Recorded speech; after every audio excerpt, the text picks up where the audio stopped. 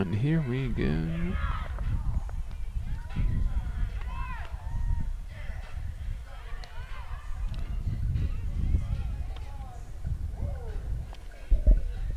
Good afternoon and a happy holiday weekend to all of you out there. Thank you for joining us for MAC Freedom softball action this afternoon from Purchase, New York, as the 7-7 Manhattanville Valiants host the 7-9 Devils of FDU Florham. The Devils coming in 2-0 in conference play. For the Valiants, this will be their first conference action of the season. Valiants coming in off of a doubleheader loss to the Massachusetts Institute of Technology earlier this week, as we are just about set for the first pitch from Alicia Feeney. It is off the outside corner. Ball one to Gabby Young, the sophomore second baseman out of Edison, New Jersey. Feeney, the senior on the mound, and the slapper to short. Double clutch, and they throw wide of the mark. Dolores Zemecki unable to grab it. We will await the official scoring on that play as Sophia Chapelone, not sure if she had trouble getting it out of her glove or gripping the ball once she had, but in any case, Young is on to lead off this one. That'll bring up the sophomore left fielder Anna Marie Santangelo for the Devils. That would have been a close play at first regardless. I'm not sure whether or not she would have beaten it out, but a close play, maybe the hustle getting down the line forced the bad throw. Young a bit of a semi-slap that time as the throw down is Young steals second as the throw trickles behind Chapelone, but not far enough for Young to advance an extra base. So already Young with a, we'll say for now, infield single and stolen base, looking to manufacture an early run here for the Devils. FDU coming in 50 total runs in 16 games played this season, a little more than 3 per game. As for Feeney coming in a 3.45 ERA on the season with 21 strikeouts in 46.2 innings pitched. We'll get to more of Feeney's career marks as this game progresses. But a 1-2 count now for Santangelo. Feeney digs and winds. Popped up right to Feeney. She snares it, and Young wisely scampers back to second base. Young not striding too far off the base. As of right now, they are giving Young credit for the hit. It looked like the hustle down the line was good enough to warrant the infield single, so she gets that. And a big out there for Manhattanville. We have a runner on second, nobody out. Even if they're able to move the runner over, that's big. And a bit of a half swing that time down to third, and the throw is in time, as Taylor Torrey, the senior third baseman out of Matawan, New Jersey, a little half swing there, hitting it to her counterpart this afternoon at the hot corner, Sam Jedry. Jedry makes the play as Young advances to third now with 2 outs. That'll bring up the Devils' cleanup hitter for game 1, Rebecca DiCarlo, the senior shortstop this afternoon out of Greenwich, Connecticut. As Feeney delivers a strike, 0-1 the count now. Try and get you the Manhattanville defensive starters as we can. An off-speed pitch way out in front of it at the time to Carlo, 0-2. Mentioned Zemecki at first. Desiree Beaubois at second. Jedry at the hot corner. Brooke Franzen and Asaya Casillas in left and center. It's the strike 3 and the throw down to Zemecki, retiring the side as Feeney works out of slight early trouble there, keeping the Devils off the board. And quickly to round out the Manhattanville defensive starters, we mentioned Franzen and Casillas, the 2 freshmen in left and center, and Alexis Venturola, the senior in right field. I think that first out was key for Feeney, being able to get the out, get the pop-up, and not allowing the runner to move over the third. If you have a run on third less than 2 outs, the odds of that run getting across go up tremendously. So key getting that first out, not allowing the runner to move over, and able to keep him off the board the rest of the inning. We get to the FDU defensive starters now, with Michelle Mangini behind the plate for this game 1. Linda Rizzo, the freshman, on the mound. Around the infield, Courtney Rohde, the junior at first base. We mentioned Young, the sophomore at second. DiCarlo, the senior at short, and Taylor Torrey, the senior at the hot corner. Left to right in the outfield is Santangelo, Taylor Toby, and Tara Morash for these Devils here in Game 1. And the Devils coming in 7-9 on the season. Rizzo coming in with 16 strikeouts and 38.2 innings pitched on the year. Rizzo one of 11 freshmen on this FDU Florham roster, more than double Manhattanville's total of 5. And as for Manhattanville, it will be Brooke Franzen, one of those 5 freshmen out of Newport Beach, California, leading off. Franzen coming in leading the team in extra base hits this season with 7. Also second in RBIs, 7 of those as well. As Franzen digs in and will await Rizzo's first pitch of the afternoon. Ball inside. 1-0 count now on Franzen. Casillas on deck.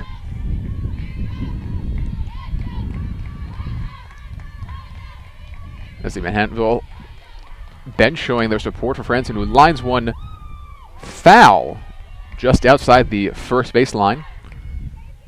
Franzen made solid contact, but a little late, couldn't quite keep it in play. Yeah, just a little late on that swing. How did she being able to turn on it just even a few tenths of a second earlier? That looked like could have been an extra base hit going into the corner. So 1-1 now. Franzen. No score here, bottom 1. Rizzo took a little something off that, but unable to find the plate. 2-1 now for Franzen. Franzen started all 14 games this season. In addition to the 7 RBIs, also second on the team with 6 walks.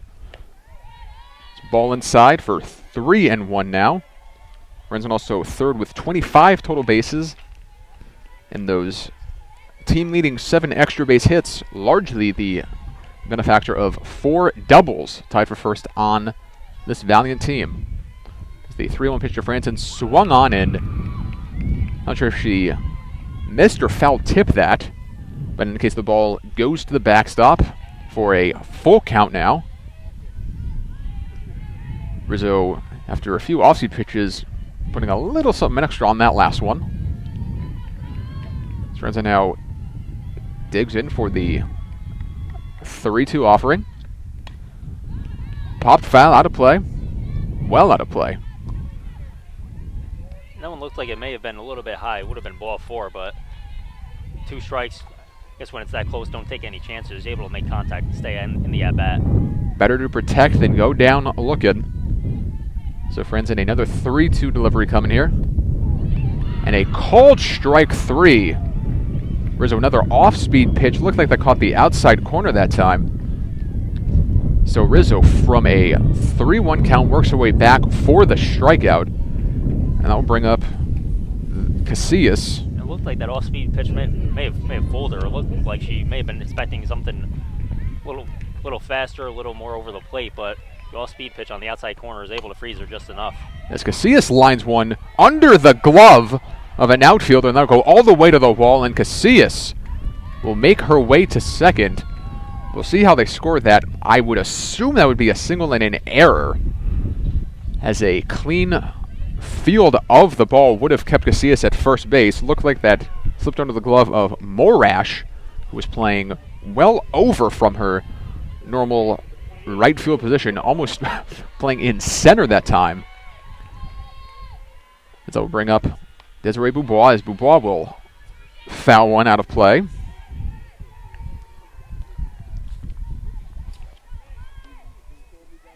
Boubois coming in third on the team with a .355 batting average in the team's first 14 games of the season. Also started all 14 games as she knocks one foul off of the third base side. Casillas fourth on the team with a .340 average as well as 24 total bases. Also tied for third with 3 homers. Also has a team best 17 hits. 0-2 delivery coming inside. Ball briefly escapes Mangini's area, but Not far enough for Casillas to think about taking the extra base. So 1-2 now on Beaubois. And that was a good job just keeping that ball in front of her. It gets by her. You allow the runner to advance, but able to knock it down just enough to keep the runner at second. As Rizzo again taking a little something off the two-strike delivery and again catching the outside corner. As Beaubois goes down looking, and that will bring up Hartenstein, the designated player for this game one. Hartenstein second on the team with 15 hits this season. Tied for third with 5 extra base hits. Second in slugging percentage, slugging over 700 this season. Hartenstein, of course, one of the pitchers on this Valiant staff. Second on the team with 17 strikeouts and 30.1 innings pitched this season as well. As Hartenstein lines one the other way, dropping in for a base hit. Aaron Hartenstein in opposite field. Single as she advances to second on the throw home. So Casillas scampers home for the first run of the game. Aaron Hartenstein delivering an RBI base hit. Sometimes just better to hit them where the people are. You know, that one wasn't hit particularly hard over towards the line, kind of in no man's land, but able to find its way to hit the ground. Allows the runner to get home, and a 1-0 lead for the Valiants here in the first. The ball dropping in front of Santangelo there in left field. That'll bring up the lone 3-time conference champion, current conference champion on this Valiant team, the first baseman, Dolores Demeke. Demeke, of course, the graduate student, played for the 2014, 2016, and 2017 conference champions. Missed the 2015 season due to an injury. Of course, those 3 conference championships all won by Dale Martin, part of his 6 here at Manhattanville. 3 in the Skyline, 3 in the Mac Freedom. 2 delivery in the dirt, as Hartenstein will now scamper over to third base, as Mangini unable to keep that one close by, far enough for Hartenstein to make her way 60 feet closer to the plate for a 3-0 delivery to Demeke. See if she has the take sign here. She does. High delivery there. It's the throw down to first, making sure Demeke doesn't try anything sneaky to see if they can't bring Hartenstein home. So runners on the corners here, 2 outs for Sam Jedry.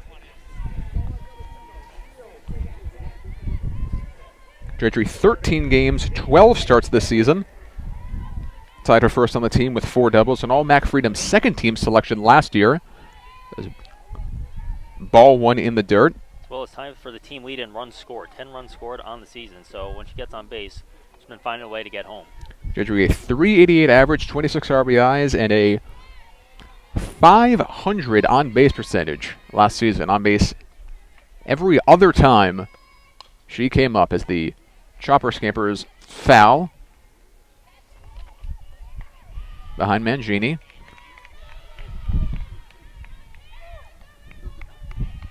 The scoreboard currently reading 2-0, but I believe it should be a 1-1 count here. 1-0 Manhattanville. That ball off the first base bag, ruled a fair ball, as Demeke goes all the way around to third. Hartenstein comes in. Sam Jedry delivering a run-scoring hit here. And that one just looked like it just caught the corner of the bag and popped up. Kind of, when it hits the bag and pops up, you never know which direction it's going to go. Either way, it lands down in fair territory for a hit, and now, once again, runners on the corners with 2 outs, with now a 2-0 lead for Manhattanville. Not sure if Rhodey would have gotten to that ball, but if, again, the ball hitting the base certainly makes any play far more difficult, as Demeke taking the extra base that time, going, again, first to third. Again, still runners on the corners here, 2-0 Manhattanville, as Ivan Torres lifts a high fly ball to left field. In the corner, the catch is made by Santangelo to end the inning. So Ivan Torres swinging first pitch gave that ball a ride, belting it high into the sunny skies here this afternoon. But Santangelo able to make the catch to end the inning. But Manhattanville again with a 2-run first inning. And that is not an easy catch. She's looking right into the sun. It's behind us. I mean, all the outfield, all the players on the field essentially are looking right into that sun. So not an easy catch, but a good job being able to stay with it and keep your eye on it long enough to bring it in, get the third out. So the Devils will come up now down 2-0 here in the top of the second. Feeney going back out for the start of her potentially 48th inning this season. Again, 2-0 Manhattanville, the benefactors of two 50-50 calls, we'll say.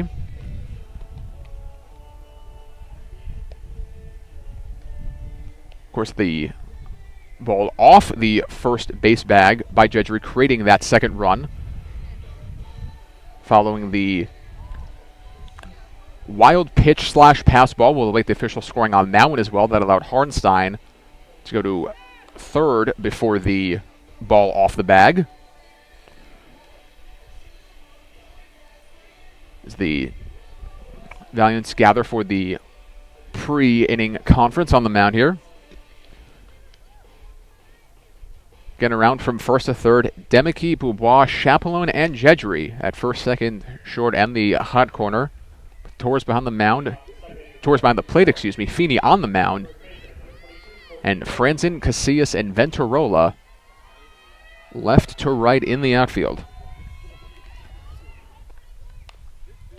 First pitch swinging, grounded down to Jedry. High throw snagged by Demicky, so a first pitch, first out for Feeney.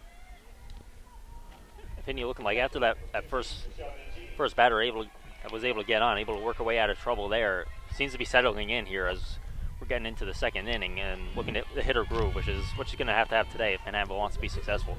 That was Rhodey swinging first pitch as Mangini will take ball one here. Jessica Shipe, the designated player for this game one on deck. Mangini coming in third on the Devils with a trio of extra base hits. Also third in RBIs with 6 and tied for second in runs scored with 8. Mangini with 3 hits and 2 RBIs to lead the Devils to a 6-5 win in Game 2 of their March 18th Mac Freedom sweep over DeSales, which has earned them their 2-0 conference record thus far this season. Feeney misses high now for a 3-1 count. And go figure, we're in April and Manhattanville is now just playing their first conference game of the year. There's obviously been issues with weather, with travel schedules, things of that nature, but we're going to have a lot of games in a short amount of time in order to make up all these conference games because you got to get them all in. And a line drive snared by Demicky down at first. So 2 quick outs here for Feeney. And again, that will bring up Shipe, the freshman out of Clayton, New Jersey.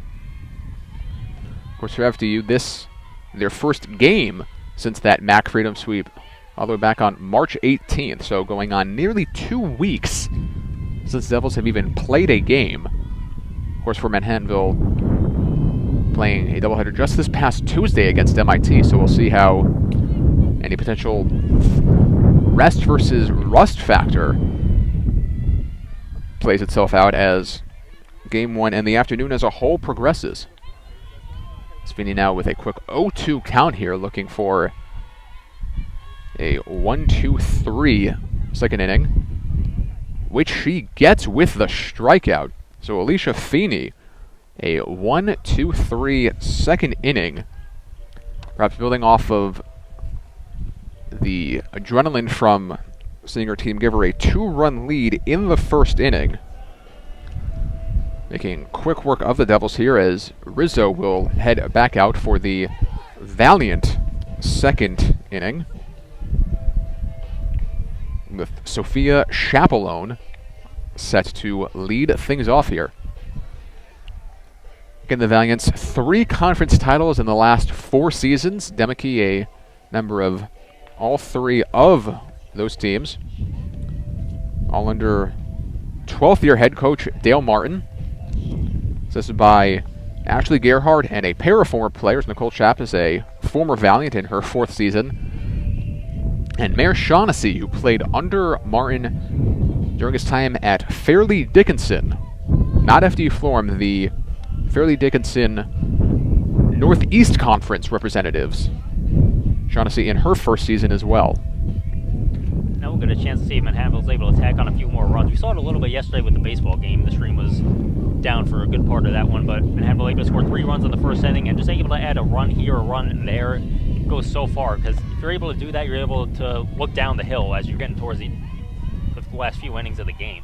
Manhattanville scoring the first 5 runs of what was an eventual 10-3 win over the FDU Florham baseball team in MAC Freedom play. They were playing at FDU today in a doubleheader, so a big one there. And a line drive under the glove at the hot corner for Chapelone, and Chapelone will make her way into second base.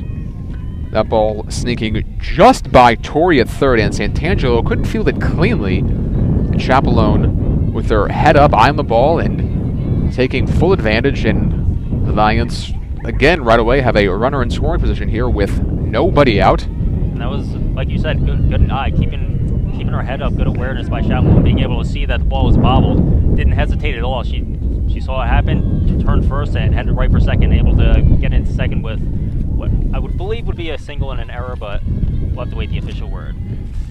As Alexis Venturola, now Venturola started all 14 games this season. Venturola tied for 3rd on the team with that .355 average, first with 8 RBIs.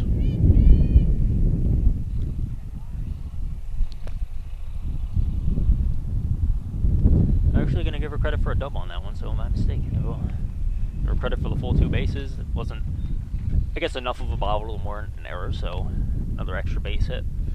We have a 1-1 count here as a timeout has been taken for the Manhattanville training staff to check on Mangini, a little bit hobbled behind the plate. Yeah, it looks like it's her forearm. Maybe when the last pitch was delivered, her arm was in the wrong place, wrong time.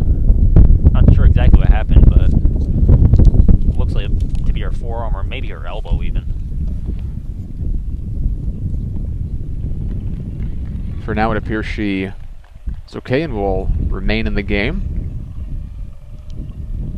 Again, 2-0 Manhattanville here. No out, bottom 2nd. It's via Chapelone at second base after a leadoff double for now. Manhattanville again coming in 7-7 on the season, their first conference game of the year. FDU Florham 7-9, 2-0 in conference play. And it appears though Mangini, like you said, staying in. She took a few practice throws from just past home plate, but looks to be okay and going to be staying in. So again, a 1-1 delivery here coming to Venturola. Also pitch high, Chapelone faking ever so closer to third base on every single pitch. May wonder whether or not they're going to test her with attempting to steal bases now that they saw that she had an issue with her elbow. You'll wonder to see maybe if they'll be testing her as much as they possibly can. Looked like she was taking her time getting that throw back to the pitcher on the last one. Rizzo putting a little something extra behind that one, blowing it by the bat of Venturola. Now 2-2 to the senior outfielder out of Eastchester, New York. Foul tip caught for strike 3. So Venturola goes down swinging. 1 out now. Be back to the top of the order, and Brooke Franzen. Franzen, one of 5 freshmen and 7 Californians on this Valiant team. As Coach Dale Martin loves the West Coast, as it seems as almost half the team is from California. 7 Californians and 1 Washingtonian, say that 5 times fast, among the 16 Valiants for this 2018 season. Franzen, a 1-0 count here, looking to deliver Chapelone home from second. Fakes it a bunch, Chapelone halfway down to third. And with no one covering second base, Chapelone taking full advantage, taking a huge lead and able to scamper back without much trouble that time. As the Devils running a wheel play of sorts. leaving no one in the vicinity of second base. Sorensen now swings away and fouls one out of play off the first base line, almost onto the street here on the Manhattanville campus. And one unlucky Manhattanville valiant soul will have to retrieve that ball. 2-1 here, the count on Franzen. Rizzo into the windup, delivers. Off the outside corner that time. Rizzo held that there an extra split second or so, seeing if she could frame it for strike two, but it is indeed a 3-1 count now on Franzen. Chaplin, like you said, every pitch is at least what appears to be about 10 feet off the bag. She is daring them to try to pick her off. Franzen again fouls one off. It's going off one of the many trees surrounding Manhattanville Field here. Full count now on Franzen. Manhattanville coming in today with a 23-game MAC Freedom winning streak, 27-1 over the last 2 years in conference play. Although the Devils have held their own all-time against Manhattanville, the teams have split 44 all-time meetings, with, of course, the Valiants taking the last 6, dating back to the start of 2016. Full count here on Brooke Franzen. Sophia Chaplone ready to take off from second. As Franzen swings, ball goes to the backstop, though. As Franzen makes her way down to first. Chaplone down to third. I know she's trying to go to second, got caught in a rundown. They're going to try to get her home, though. That was perhaps a design play. I believe it was. It was sacrificing a run for an out, which when you're up 2-0, you can definitely afford to do. So instead of 2-0, runners at the corners, 1 out, it's 3-0, nobody on, and 2 out.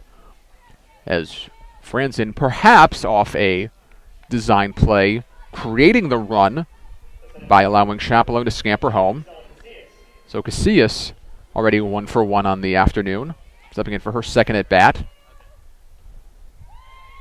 Swings in, misses. 0-1 here. Now, entire sequence created by a wild pitch, so just one little mistake here and there can lead to a run. Yeah, you get an out, but you sacrifice a run in the process. Casillas slaps one the other way. That will land foul a few feet off the left field foul line. The 0-2 on Casillas. Casillas, a two-sport athlete here at Manhattanville, playing field hockey this past fall. Casillas out of East Lake High School in California, the same high school that produced one of the newest Mets, Adrian Gonzalez. Rizzo into the windup, 0-2, lined. Foul outside the first base line, so... I believe it was caught, actually. That does appear to be the case. The Manhattanville dugout obscuring our view just a little bit here from our position behind home plate here at Manhattanville Field. So that does appear to be the third out.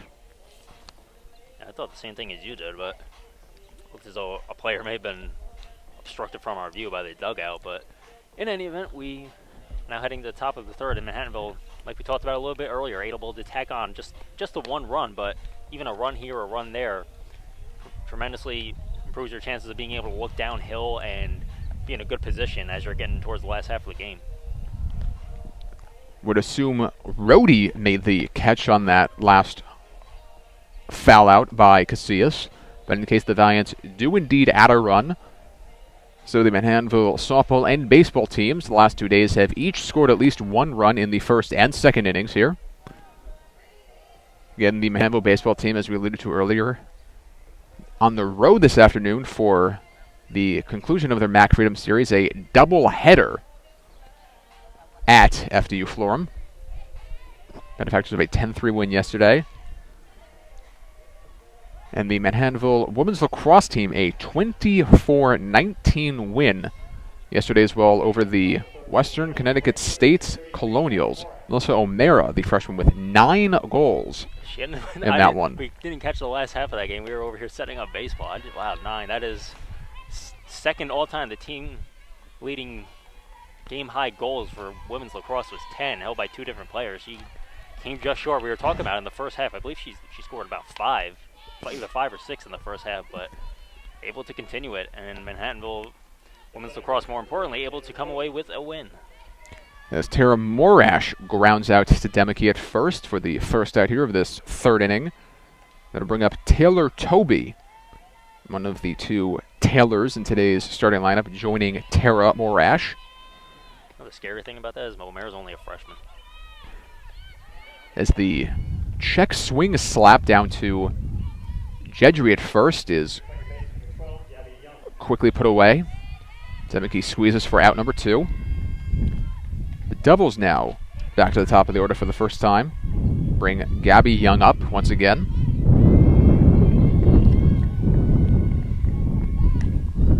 Young slaps one foul almost over the outfield fence of the baseball field. Of course, the softball and baseball fields here adjoining one another here, or if not adjoining, awfully close to one another here at Manhattanville College. About 10 feet apart. It probably has happened at some point in the past where somebody hit a home run in baseball and ended up on the middle of the field during a softball game. So with fields that are that close, it can happen. The fake bunt by Young, called strike 2, and the 0-2 delivery now high from Feeney. Young coming in having started all 16 games this season for the Devils, .228 average. 14 total bases as she pops one up, be off the fence as Torres gives it a look. Young 13 hits in her 57 at-bats, 6 runs. And the only hit to this point for FDU Florham. So you may look to her once again to create a little bit of a spark, although with 2 outs, it's going to be a little more difficult, obviously, as opposed to when you're leading off. But any way you can get them, you take them. So that ball slapped foul. Count still 1-2. As Feeney digs in for another delivery that's high and off the outside corner. 2s across the board here. 2 balls, 2 strikes, and 2 outs here. Top of the third. And Manhattanville up 3-0. As Feeney's delivery swung on and missed for strike 3. So Feeney, after Young had fouled off a couple of pitches, finally completes the strikeout here. So just 1 hit through the first 3 innings allowed by Feeney. That's her 3.45 ERA entering this afternoon. Continues to drop.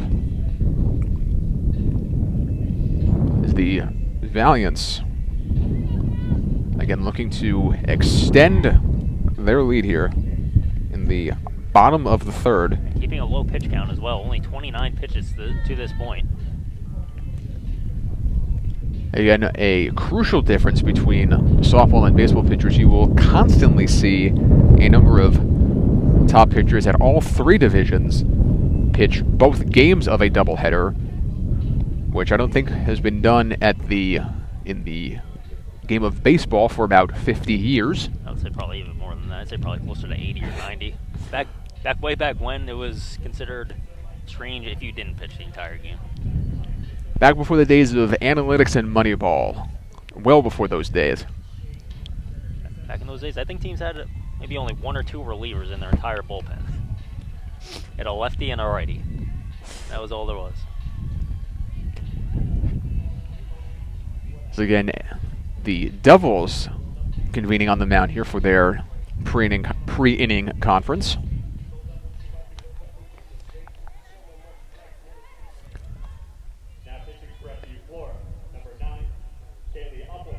As Kaylee Opplinger has come in for Rizzo here. Opplinger, another freshman out of Marlboro, New Jersey. Delivering her first pitch of the afternoon. That is on the outside corner. So FDU just looking to switch it up just a little bit. Obviously not pleased with how the first 2 innings left. Looking for something to provide a little bit of a spark. Go with a different pitcher, and off to a good start right here. Dubois swings at the 0-1 pitch, a grounder right back to Opplinger. So 1 out now for Aaron Harnstein. Harnstein scoring earlier on in this one for Manhattanville. Harnstein, the designated player for this game 1. Would not be surprised if we saw her pitch at some point this afternoon.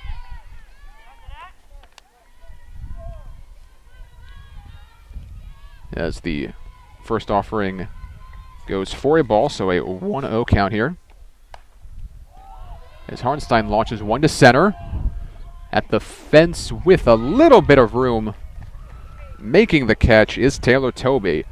So Harnstein, we've seen that she can hit the ball mighty far, a team best 4 homers, contributing to that .718 slugging percentage this season. Just missing a solo home run there. Hitting it to apparently the deepest part of the park, and not very far away from getting over the fence, but unfortunately for her, just hit it to the wrong spot and chalk it up as a fly out. As Demeke up once again. As the first 2 offerings unable to find the plate, a 2-0 count here on the graduate student out of North Massapequa, New York. Demeke and Harnstein actually attended the same high school. That would be Plainage. There's the 2-0 count in there for a strike. 2-1 on Demeke. As did Strano and Feeney, both Brewster High School in New York. As the 2-1 pitch off the plate, a 3-1 count now is Demeke looking to extend the inning here for Manhattanville. Oppinger's delivery popped up into right. And the catch is made by Tara Morash. So a 1-2-3 inning there for Opplinger. And that's for Morash. That's honestly, like we said before, not an easy catch. She's the one who's looking, for the most part, directly into the sun, but able to handle that one without much of a problem. So FDU Florham, as you said, Mike, perhaps looking for a bit of a spark from their pitchers. Definitely getting one there as Opplinger stopping the Valiant inning scoring streak at 2. 3-0 now as we head to the top of the 4th with the 2, 3, and 4 hitters for the Devils set to come up. So if you're looking for an opportunity off of the first non-scoring inning for the opposition, with what you would assume to be the heart of your order coming up, if you are head coach Dante Fideli, now is the time to get it with, again, Santangelo, Torrey, and DiCarlo due up this inning. Fideli, of course, assisted by Stephanie Oceani and Kelly O'Brien. Fideli in his 19th season at the helm of the Devils, so 2 long-time head coaches going at it this afternoon.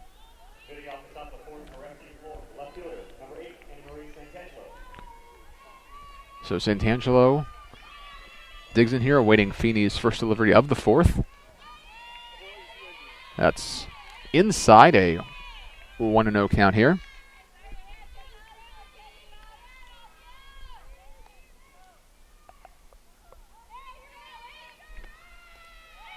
Feeney's delivery goes low. Torres unable to get a clean grip on it, but no one on base to worry about, so able to take her time getting the ball back to her battery mate here in game 1. 2-0 count is in there for a called strike.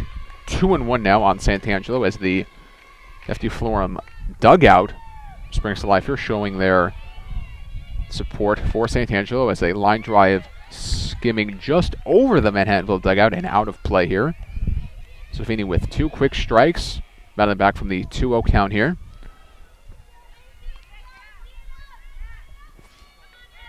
And 3-0 Manhattanville here. Top 4 as the pitch in there on the outside corner for a called strike 3.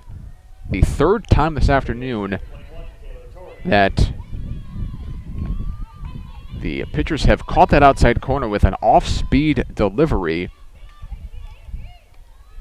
As Santangelo is retired for the first out of the inning, and that's the 4th strike. Torrey. Sorry, the 4th strikeout for Feeney in just 11 batters faced. So when she's getting the opportunity to put them away with the strikeouts, she's been able to do so with pretty good success so far. Again, Feeney now that her 25th strikeout of the season. As that ball hit hard, but just off of third. Of course, Feeney, the senior, but only in her third season after missing a season due to injury. So in her 2 seasons coming into this year, she was already second all-time in shutouts, third in wins, 5th in strikeouts. Of course, all contributing to her being a 2-time MAC Freedom Pitcher of the Year and an 8-time weekly award winner of the same honor, 8-time MAC Freedom Pitcher of the Week.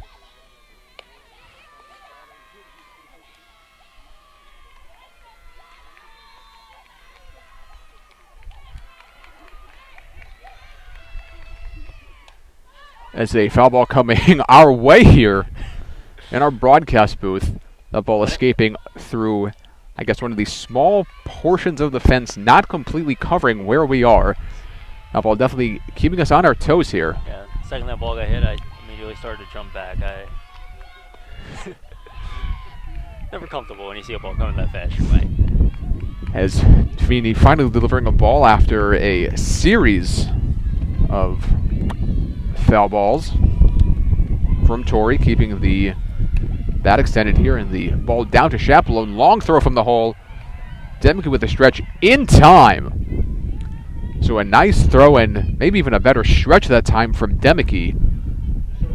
Going wide to her forehand that time, and Demke, of course, stretching out the leg after that one. But again, 2 down and no one on here for the Devils. Going to bring up DiCarlo. DiCarlo fouls one off the tree and off the Manhattanville dugout here. The ball pinballing off and finally setting down to be retrieved. 0-1 now. And that pitch in there for a called strike 2.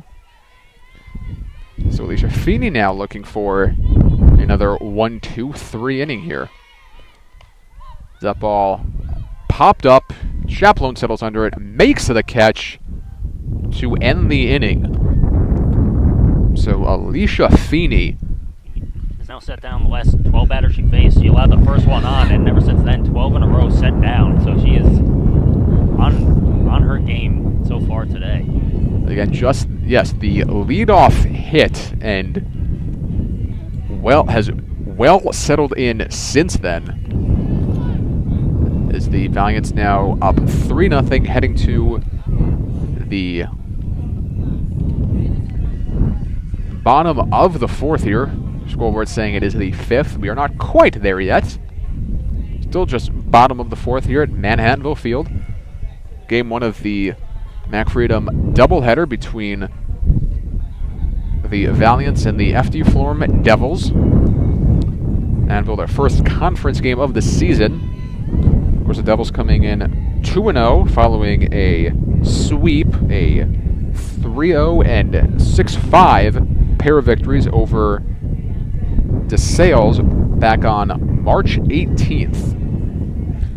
So 13 days between games for the Devils. Of course, Manhattanville playing just this past Tuesday, doubleheader against MIT. And before that, their last game had been March 15th. So they had 12 days in between games as well. Northeast weather creating all sorts of scheduling havoc this season.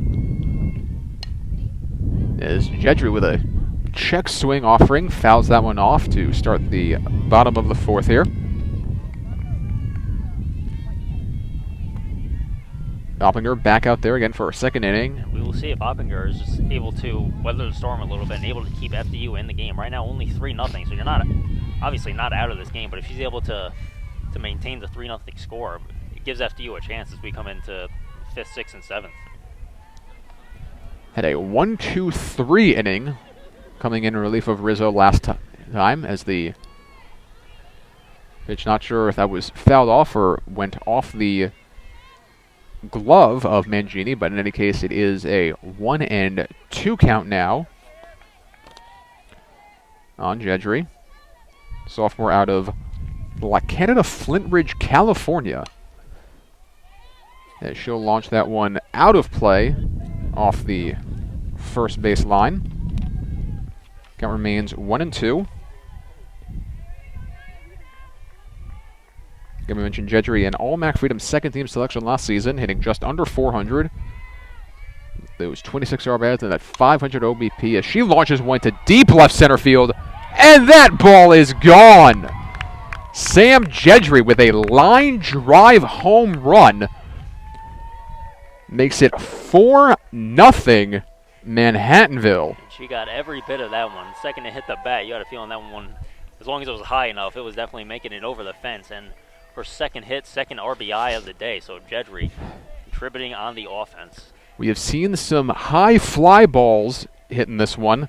That one more of the line drive variety. We've seen Harnstein and Torres get under a couple that just missed clearing the fence, as Jedry opting for the much lower launch angle that time has made it now 4-0. So Opplinger got through her first inning without much trouble, and now first batter of her second takes her deep, as again a 4-0 Manhattanville lead here. They are heading now for their 24th straight MAC Freedom victory. Would make it 28-1 in the last 29 as well. That pitch is fouled out of play off the first base side here. 0-2 the count now on the aforementioned Yvonne Torres, who got well under an earlier pitch and skied it to Santangelo in left, as that pitch misses for a 1-2 count. So Jedry now her 6th extra base hit of the season, as Torres fouls that one into the Manhattanville baseball field here. That one clearing the baseball outfield fence and settling in about 290 feet away from home plate on the adjoining field here. That ball lifted the opposite way and making the catch on the run, battling the sun, is Tara Morash.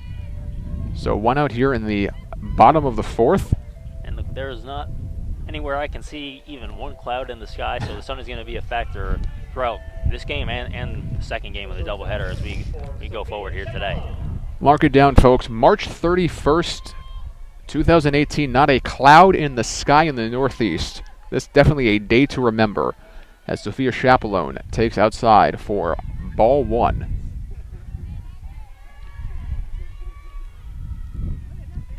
And go figure, it's going to snow on Monday. As that ball fouled and caught just outside the foul line there. As the last I checked, we were supposed to get anywhere from 2 to 6 inches of snow.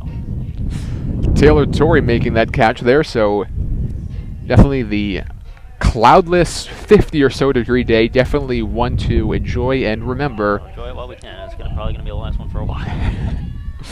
As Venturola comes up now. She loops one over first base, lands foul in the Bermuda Triangle, as it were, as Young, Morash, and Rohde all converged on the ball, but unable to make the catch, so it will just be strike one on Venturola. Looking down to head coach Dale Martin at third base for some instruction. She'll step back in here for Opplinger's offering. Mangini tried to frame that on the outside corner, but called a ball, so 1-1 here with 2 out in the bottom of the 4th. Venturola might have gone off the end of the bat down to second as Young makes the play to end the inning, but Manhattanville on a line drive home run by Sam Jedry, a ball that might never have made it more than about 20-25 feet off the ground, clearing the fence in left center. Manhattanville extending their lead here, giving Feeney just a little bit more run support And when you're dealing with a 2-time Conference Pitcher of the Year and an 8-time weekly award-winning pitcher, who is clearly in the zone today, as we mentioned before, just took the one hit to the first batter, and ever since then retired 12 straight. So FDU is going to have to figure something out, try to solve a puzzle if they want to get a few runs on the board against Feeney, be able to stay in this one. Yeah, and just 9 more outs to work with, potentially, for the Devils here. Feeney, barring that, yes, a leadoff hit, been perfect since. As the Valiants, again, gathering for the pre-inning conference here at the mound.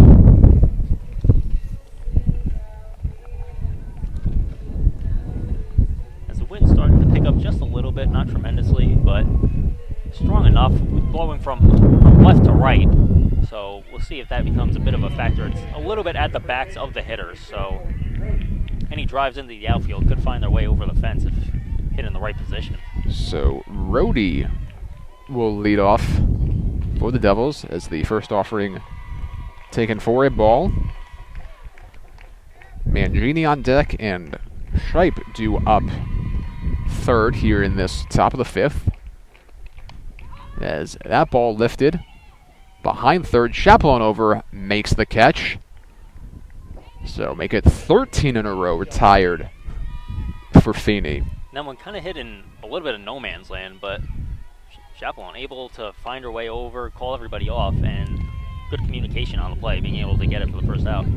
The ball definitely hit high enough to allow Chaperon plenty of time to settle under it for the first out of the inning, as Feeney delivers strike one now to Mangini.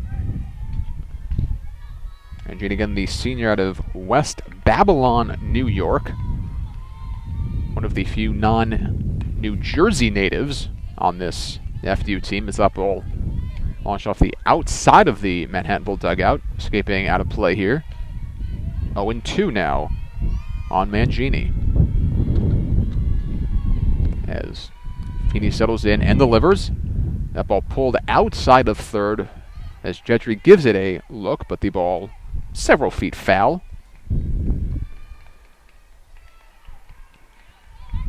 And 4-0 Manhattanville here.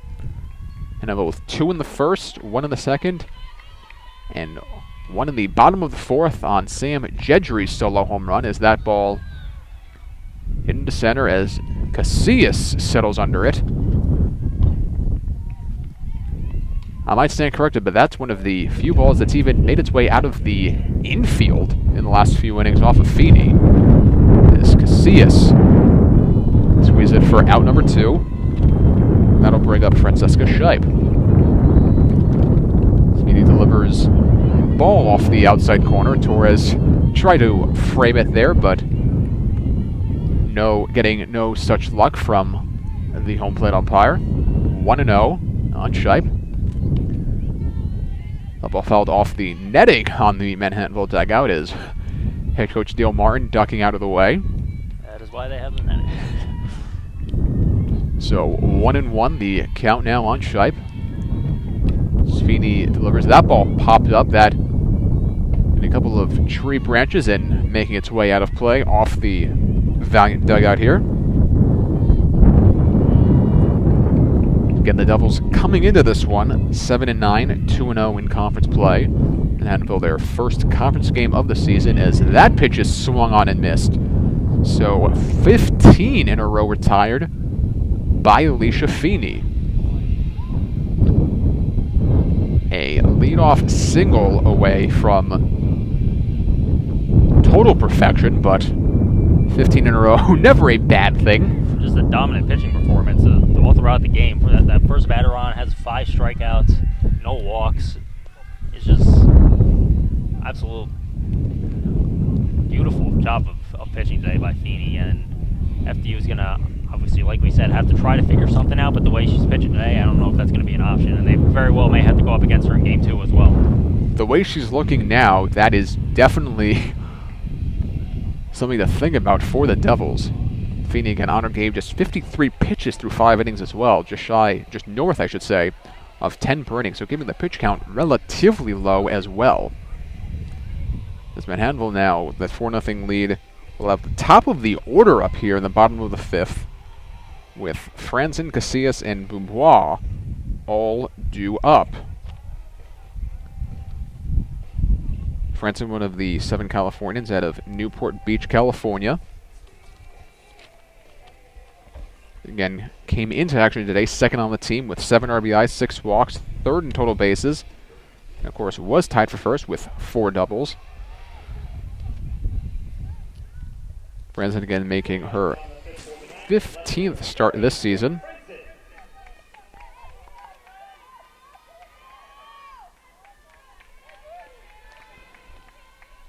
As the first pitch of the inning is taken for a called strike. Oppinger back out there for her 3rd inning of work, allowing just the Jedry home run thus far.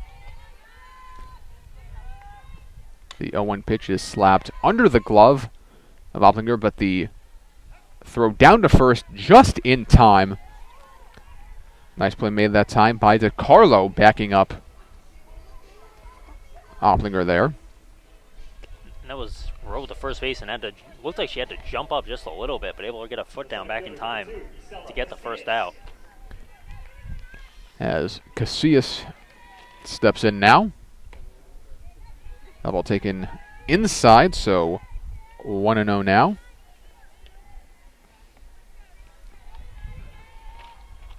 Casillas steps back in. We'll await the delivery. And a strike on the outside corner. The ump, a little bit of a delayed motion there, but 1-1 now the count on the freshman outfielder. That ball again down to short. DiCarlo, another throw in time. Rebecca DiCarlo with 2 nice plays, retiring the first and second batters of the inning and the first and second batters in the Manhattanville lineup.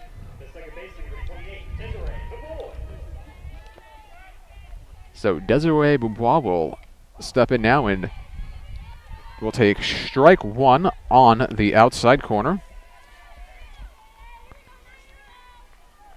Boubois out of Villa Park, California, Orange Lutheran High School. That ball knocked back to Opplinger as she retires the side in order for the 2nd time. So aside from the Jedry home run, Opplinger with an excellent job in relief thus far. That's 3 innings, just the one mistake, but the one mistake ended up with another run on the board and a 4-0 lead for Manhattanville as we go to the 6th. So FDU running out of outs. Sweeney back to the mound now. Again, 15 in a row retired for the 2-time conference pitcher of the year. Again, Manhattanville with 2 in the first, 1 in the second, and the Jedry homer in the 4th.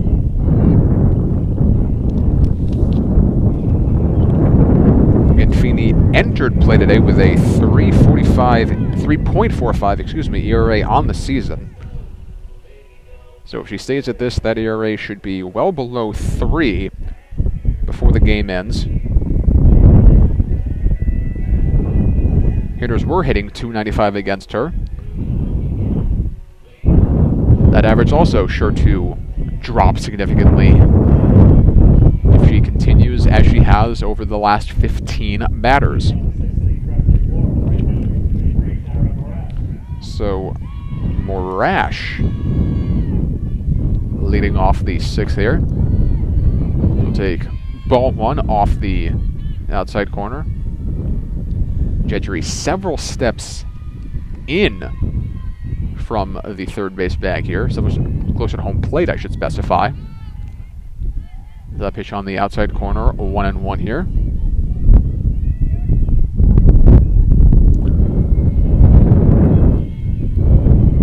As Feeney delivers again, that ball popped up, lands in front of Chapelone, makes the play in time. So Morash almost beating that one out for an infield hit.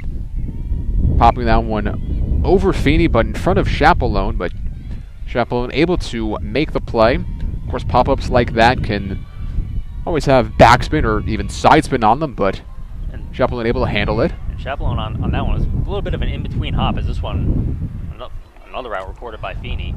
That one, an in-between hop. I'm wasn't sure whether or not she was going to maybe dive for it and trying to make the play. She let it hop, but good job getting the ball out quickly and able to get it over there for the out. As Taylor Toby flies out to her center field counterpart Casillas for the second out.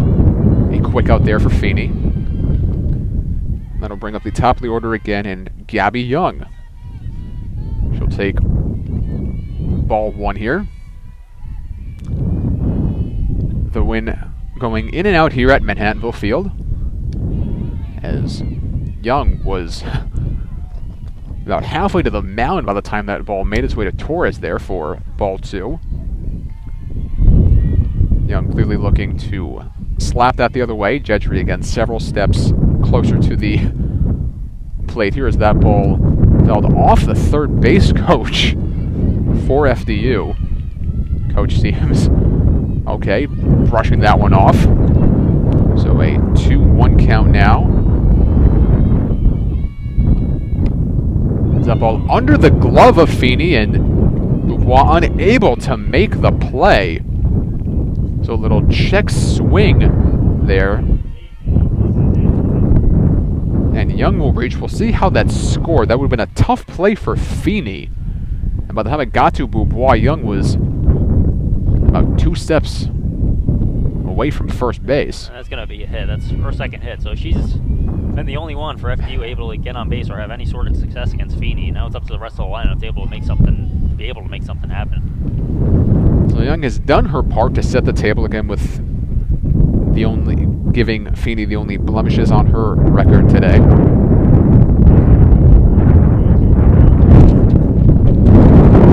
As Casale will come into pinch hit now for Santangelo. Casale listed as a utility player, the freshman out of Terry, New Jersey. So head coach Dante Fideli looking to give Feeney a couple of different looks here. Of course, Feeney facing Casale for the first time now this afternoon.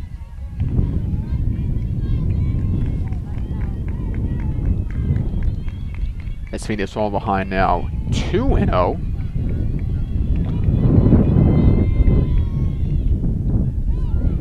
They delivered an off-speed pitch, low, ball 3. So Feeney, after allowing her first base runner in the last 5 innings, is now falling behind 3-0 on Casale. That pitch on the outside corner, 3-1. Again, 4-0 Manhattanville. Game 1 of a Mac Freedom softball doubleheader this afternoon from Manhattanville Field here in Purchase, New York. That ball slot fell outside of first base. Of course, the Manhattanville baseball team in a doubleheader right now on the road against FDU Florham. So the baseball and softball squads both going out in doubleheader action this afternoon. And this would be if Casale, she is able to draw the walk. This is the first time there have been multiple runners on for FDU all day long. So now the tying run in the on-deck circle. This is the first trouble really Feeney's faced all day. Now we're going to get a pinch runner, I believe. So we'll see how she manages now that she's in a bit of trouble, see if she can work her way out of the jam. So Santangelo going right back in now to run for Casale following the walk. Substitution rules in softball a little different than you might find in baseball or really any other sport for that matter.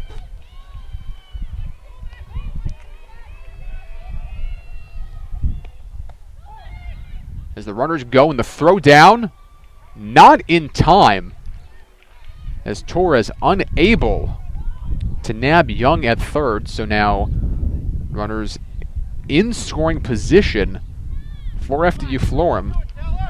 That was a very close play at third, able to get in safely, and now FDU in business. They can get a hit of any sort. They could bring home 2 runs, cut the lead in half, just like that. And that ball popped up, and Demeke with a diving catch. Dolores Demeke sacrificing the body to end the inning there. That was a difficult play. If that ball lands, or if she's unable to make that play cleanly, I'm not sure if anyone would have been able to make it to first base in time, and at the very least a run would have scored, but Feeney's shutout at the very least remains intact through 6 innings now. You've seen Demeke make a number of nice plays this afternoon. The long stretch to her forehand several innings ago. And now the diving catch ending FDU's first real scoring threat of the afternoon. We have another new pitcher on the mound for the Devils. We will await the official word as to who this is. Manhattanville again comes to bat, still up 4-0 here, entering the bottom of the 6th.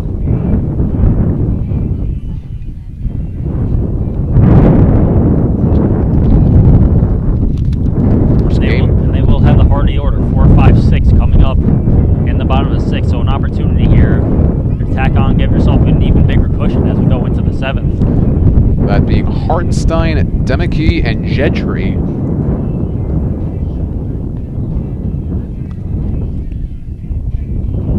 So the pre-inning conference for FDU Florham here. As the wind picking up once again here at Manhattanville Field. Again, Hartenstein, a .385 average coming into this one. 15 hits. More than a quarter of them going for home runs. It's going to be on the mound for FDU, number 51, Megan Zaccario. And Franny Jarin behind the mound now. So Zaccario, the sophomore out of Tenafly, New Jersey. Jarin, the senior out of Manahawkin, New Jersey. So a new battery altogether for FDU Florham here in the bottom of the 6th as Hartenstein takes a big cut and misses. Scoreboard reading 2-0, but that I would assume would be a strike as it's now been corrected to 1-1. Hartenstein, another big swing and a miss. Not sure if she foul tipped that or not as the ball goes to the backstop. So 1-2 now on Hartenstein as Zaccario tied for third on the team with 7 strikeouts. Also third with a 2.62 ERA coming into play today. Again, squaring off with Hartenstein here. Maybe just getting a little bit of instruction from Coach Martin.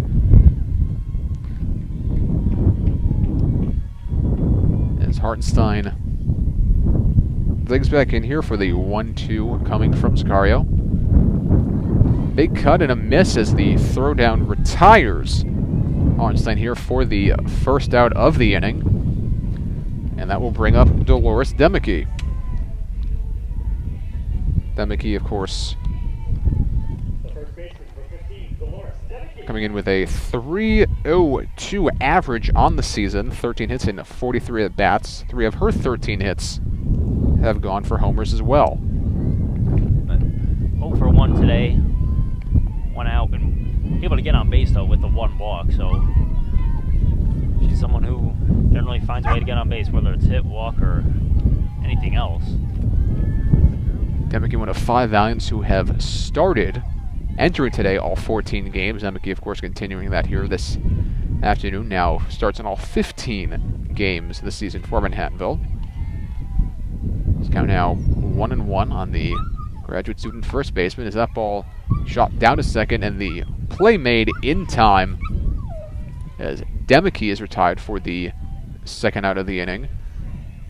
Now we'll bring up Sam Gentry, who, of course, launching a line drive homer to left center her last time up. that made it 4-0. This would be big for if Sicario is able to keep this at 4. You're not completely out of it. It's obviously going to be tough, but you give yourself a chance, as opposed to if you're down 6 or 7, there's pretty much no shot. 4, you're in that area where you're within a bit of striking distance, so if they're able to get out of this only down 4-0, then you at least give yourself an opportunity. So that ball trickles away from Franny Jaron. 1-1 now the count on Jedry. Jedry, one of the 7 Californians, as we alluded to earlier, on this Manhattanville team. That up the middle for a base hit as Jedry keeping things going here with 2 out.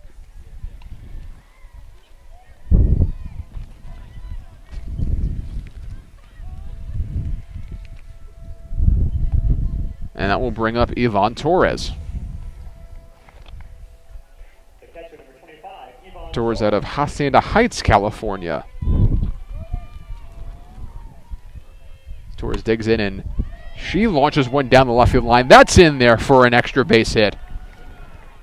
Going to third is Jedry, and stopping at second is Torres. So we saw her get well under one earlier. Got a little more of a line drive to that one, as that one makes its way into the corner. And that will keep the inning going now for Sophia Chapelone. Chapelone out of Carlsbad, California, attended the same high school as NBA veteran Chase Buninger, and met Phillip Evans, as the wild pitch will bring home Jedry. So from 2 out and nobody on, the Valiants now following a single, a double, and now a wild pitch have extended their lead again to 5-0. So Chapelone, without even swinging,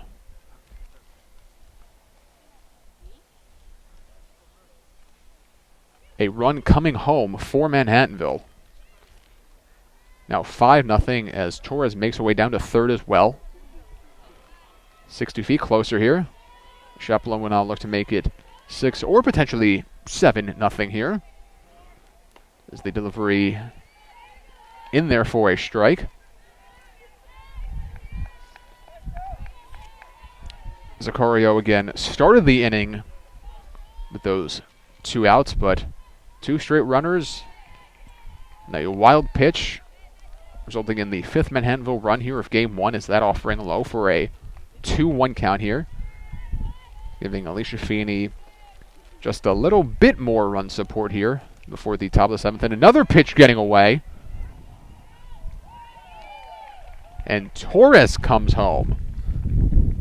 So 2 wild pitches creating 2 runs here with 2 outs. Now quickly things can change. It was 2 out, nobody on. It looked like we were going to the 7th with a 4-0 score, and then a couple hits, a few wild pitches, and before you can almost even blink, it's 6-0, and now the chance to add on even more. Is that pitch taken off the plate for ball 4? Chapelone down to first here.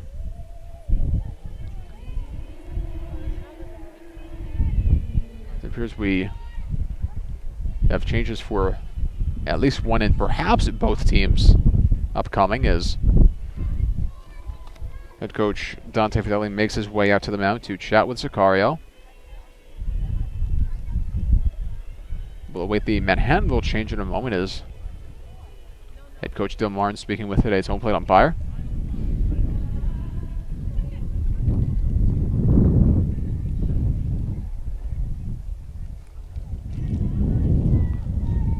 We'll await the official announcement.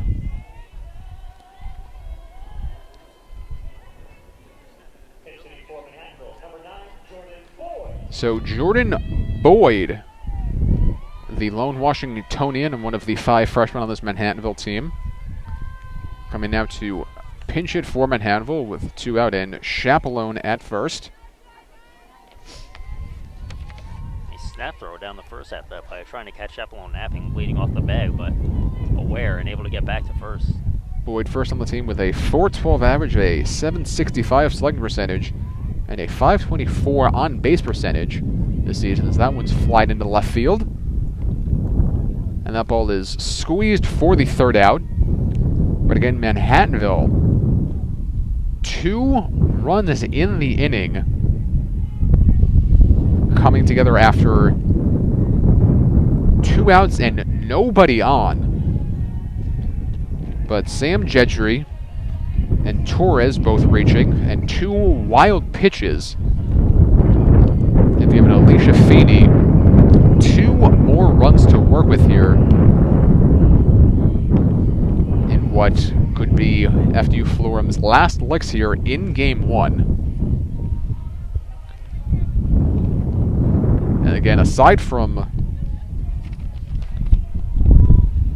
really Gabby Young, the domination for Feeney in Game 1 might be putting it lightly. Again, with 15 straight retired between the first and 6th innings. Again, Young in her first and third at bats, breaking up that streak.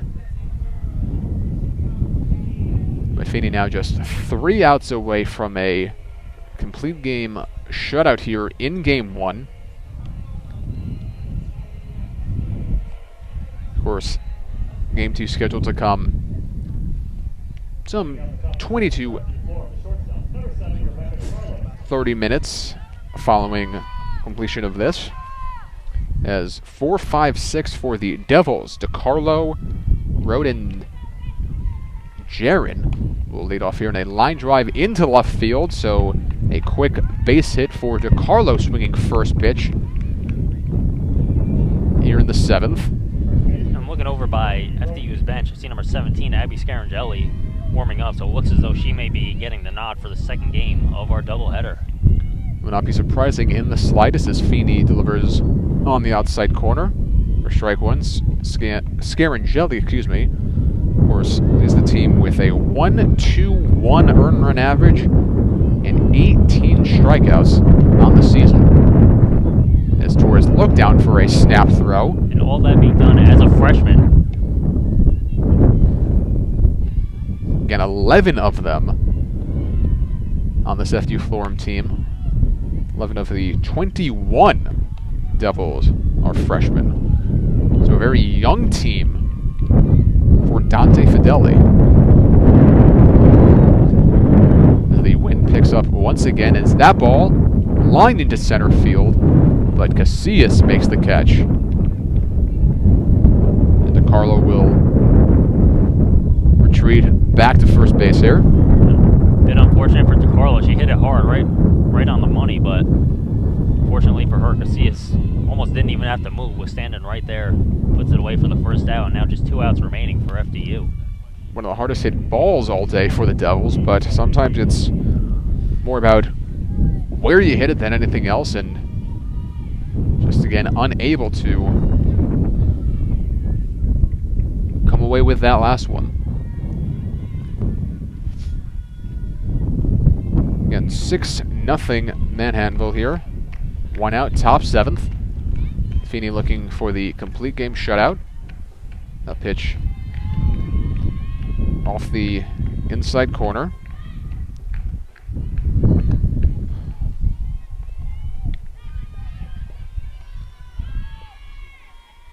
Mangini takes a pitch just off the outside corner.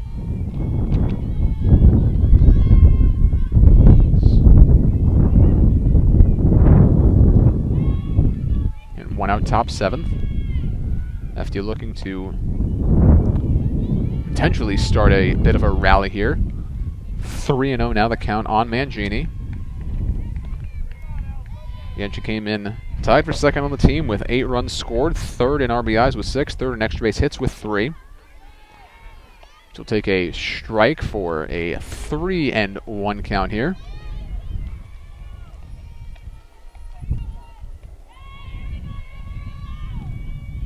Feeney digs in, and another foul ball in our general direction, though not as close as the one from several innings ago. So 3-2 now the count. Sweeney has battled her way back from 3-0. That pitch popped up and snared by Jedry, cutting in front of Chapelone. 2 out now, and Devils now down to their last out. Here's we might have some additional changes coming on the part of head coach Dante Fideli.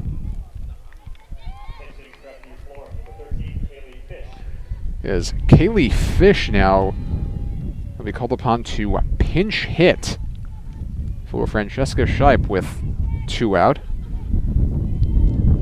Fish, a sophomore out of Spenaway, Washington, the lone Washingtonian on this FDU Florham team. And a pitcher, so obviously, although she's a pitcher, has a little bit of pop in her bat. That pitch taken for a strike. 0-1 now. That pitch popped right back to Feeney. Squeezes it for the 3rd out.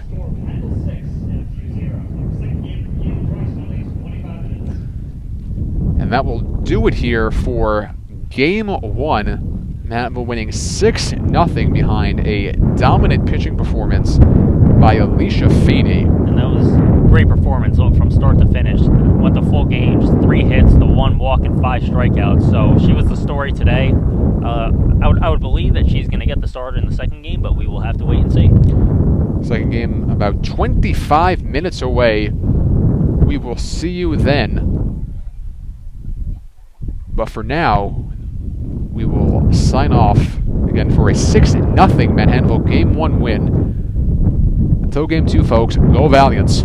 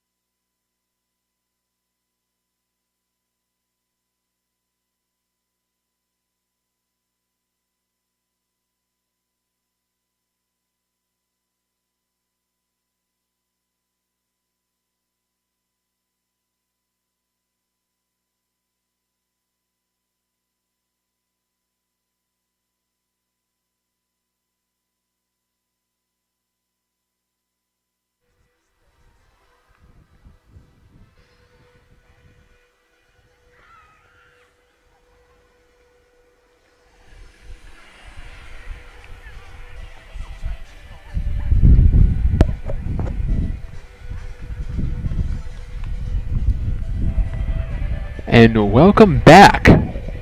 Just a few moments away here from the start of Game 2 of our Mac Freedom softball doubleheader here at beautiful Manhattanville Field here in a cloudless Purchase, New York. For Saturday, March 31st, Easter and Passover weekend across the country. We thank you for spending even a part of your afternoon with us here. Adam Ryder, Mike Puglisi, overlooking both the softball and baseball fields here on the Manhattanville College campus. As Aaron Hartenstein will get the start here in Game 2 for Manhattanville. Alicia Feeney, for now, getting a well-deserved rest of the afternoon off after a shutout in a 6-0 Manhattanville win in Game 1. We'll get you all the starters as we can. Gabby Young set to lead off again for the Devils. Young, one of the few hitters to give Feeney any trouble in Game 1 with a pair of hits. For the most part, it's really about the same lineup for FDU. You got Young, Santangelo, Torrey, DiCarlo. Young continues her offensive prowess this afternoon. A check swing slap base hit into left field. So once again, Young doing her part, leading off. And that's 2 hits in the first game. 2 of the 3 hits recorded against Feeney, and now another hit to open up the first here in Game 2. And Santangelo again in the 2-hole. As we alluded to, many of the starters the same as the third down to second. In time! So almost a carbon copy of what we saw in the first game. It was a single to lead off, attempting to steal, but this time thrown out as opposed to being called safe. So the umpire, almost as if he was starting a safe single, then switched to the out, as head coach Dante Fideli out to discuss it with the umpire here. So Ivan Torres quickly eliminating Young. So now 1 out here, nobody on. Again for Santangelo. Taylor Torrey back in the 3-hole at third. DiCarlo cleaning up in the shortstop spot. Courtney Rohde at first, back in the 5-hole, as Santangelo takes off the outside corner. Mangini back behind the plate, once again batting 6th. The one real major change to the starting lineup is Nicole Casali, who came in as a pinch hitter and drew a walk in Game 1, now starting as the designated player here in Game 2 as Hartenstein misses off the outside corner. Of course, Tara Morash, the right fielder, batting 8th, and Taylor Toby batting 9th. And that was by Torres, a catcher on that throw down to second. A near perfect throw, right when the catch was made. The tag was made almost immediately, so a good throw, up leading to throwing the runner out at second. As Hartenstein gets Santangelo looking on the outside corner. And that will indeed bring up the aforementioned Taylor Torrey. Hartenstein's first delivery swung in and popped up right to Sophia Chaplin. Barely had to move that shortstop. So after the leadoff single is wiped out on the caught stealing, Hartenstein quickly retiring the next 2 FDU batters. So now 8 straight shutout innings by the Manhattanville pitching staff. We'll get you quickly the starting lineup for Manhattanville. Similar look as well to the last game, with Brooke Franson, the left fielder, leading off. Asaya Casillas, the center fielder, batting 2nd. And Desiree Boubois, the second baseman, hitting in the 3-hole. Sam Jedry, fresh off a solo homer in Game 1, has been moved up into the cleanup spot, with Dolores Demicky, the first baseman, right back in the 5th spot. Aaron Hartenstein, who was the designated player batting cleanup last game, will bat as the pitcher here in the 6th spot of Game 2, with Torres behind the plate batting 7th. Jordan Boyd getting the start in right field in place of Alexis Venturola. So Venturola, after starting the first 15 games of the season, not in the starting lineup here for Game 2. And Sophia Chaplin batting ninth, and again, as we alluded to on the pop-up, playing shortstop. So Brooke Franzen will dig in here. Against Abby Scarangelli, best pitcher for FDU, the freshman ERA of 1.21 on the season. So FDU saving their best pitcher for game 2. Scarangelli also a team-high 18 strikeouts coming into play today in just 34.2 innings pitched. As Scarangelli's first offering is in there for strike one. Second one as well. Scarangelli, the southpaw. A freshman out of Mount Laurel, New Jersey. Quickly head 0-2 here on the leadoff hitter, Brooke Franzen, and that pitch off the plate for ball one. As Franzen looks down to head coach Dale Martin for some instruction here before the 1-2 pitch. Scarangelli winds and fires. Took a little something off that one, missed high and inside. So 2-2 now on Franzen. Again, entered game 1 today. Second on the team with 7 RBIs. That pitch taken outside, so from 0-2 to 3-2 now on Franzen. Franzen again coming into game 1, tied for third on the team with 13 hits, more than half of them, 7, going 4 extra bases. So the full count offering is chopped up the middle. DeCarlo going to be a tough play on the run. Just got Franzen. So a nice play there by Rebecca DeCarlo, retiring the leadoff hitter here. And that'll bring up Isaiah Casillas, the freshman center fielder out of Chula Vista, California. Casillas, as we mentioned in game 1, a two-sport athlete here at Manhattanville, playing for the field hockey team in the fall under head coach Kevin Kelly. 1-0 now the count, lefty on lefty. That offering well outside. 2-0 the count on Casillas. Again, we mentioned Scarangelli, a 5-hit shutout in a 3-0 win over DeSales back on March 18th. Again, as we alluded to earlier as well, the last time FDU Florham played was that Mac Freedom sweep over DeSales. So fatigue shouldn't be an issue, I would think, for them. Wouldn't be surprised to see her go deep into this game, Scarangelli. As a strike there will keep Casillas at the plate for at least one more pitch. 3-1 the count. Manhattanville again a 6-0 win in game 1. Feeney a shutout in that one as Casillas pops one into left field. Something under it and making the catch is Santangelo. So 2 out, nobody on here for Desiree Beaubois. And as we saw in game 1, 2 out and nobody on does not necessarily mean the end of an inning for Manhattanville. Again, putting 2 runs on the board in the bottom of the 6th last inning, extending that lead and really putting the game out of reach at that point, especially with Alicia Feeney on the mound. And they had 2 outs, nobody on. They had a single, a double, and 2 wild pitches by FDU Florham, and just like that, it was 6-0, and the game was essentially done at that point. Quick 2 strikes here on Beaubois. And a chop up middle. Might have gone off the glove that time, but again, rights DeCarlo, who makes a play. So Rebecca DeCarlo, 2 nice plays there in the first inning. And that was a good play by Rhodey, too. That ball was in the dirt. She had to pick it out. It was a bit of a short hop, but able to hang on to it and get the 3rd out. As you may hear the winds once again picking up here at Manhattanville. The wind a crucial third part of our broadcast team this afternoon.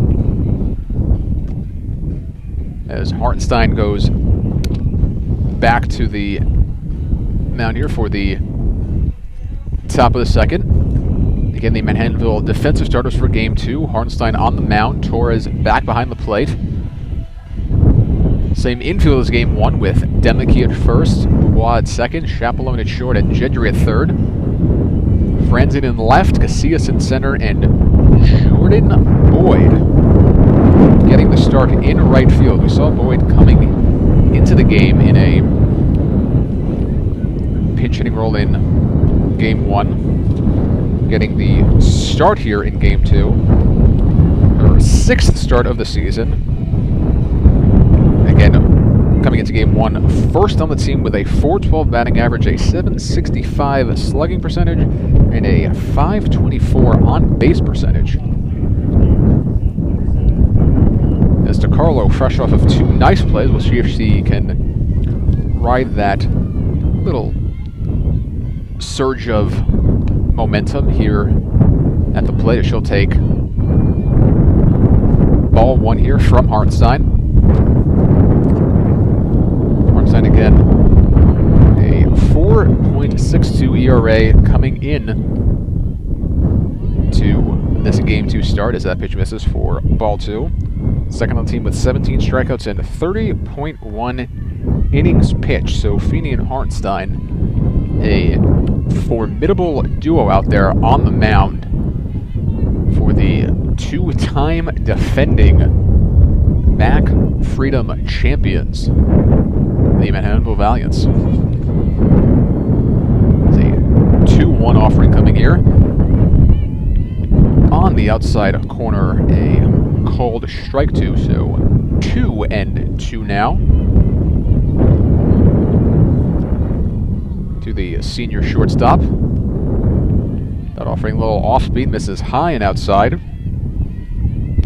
It's Carlo out of Greenwich, Connecticut, the lone representative of the Nutmeg State on this FDU Florham squad.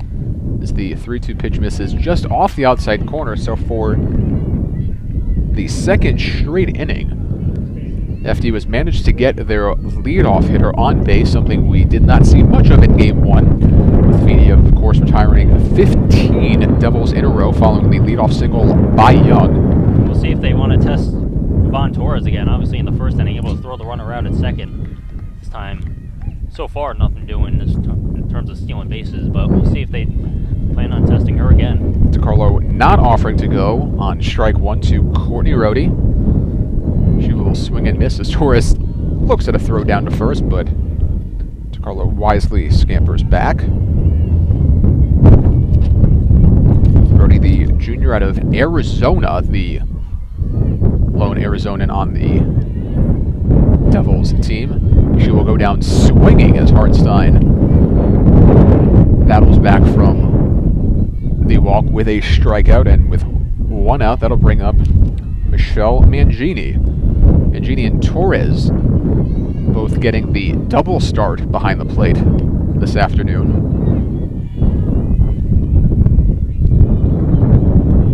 Mangini, the only true catcher listed on the Devils team.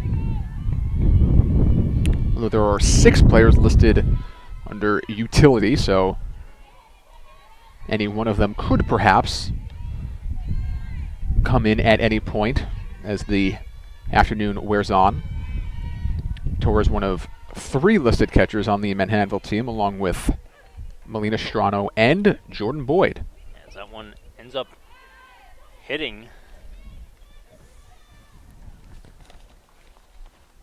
And now 2 runners on with 1 out, and this is something we didn't see much of in the first game, where multiple runners on. I think only one time in Game 1 where Feeney had to deal with multiple runners on at one time, and that was, I believe, with 2 outs. So most danger Manhattanville's been in today in terms of giving up a run.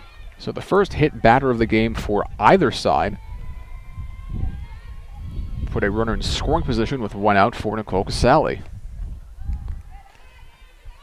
As a throw down to second base is Torres nearly caught DiCarlo leaning a little too far to third.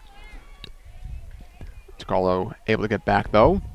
Nothing else, just to keep them honest, make sure that they know I can throw you. I have the ability to throw you out. Just make sure, if anything, keep them a little bit closer to the bag. That pitch also misses, so 2-0 now on Casale.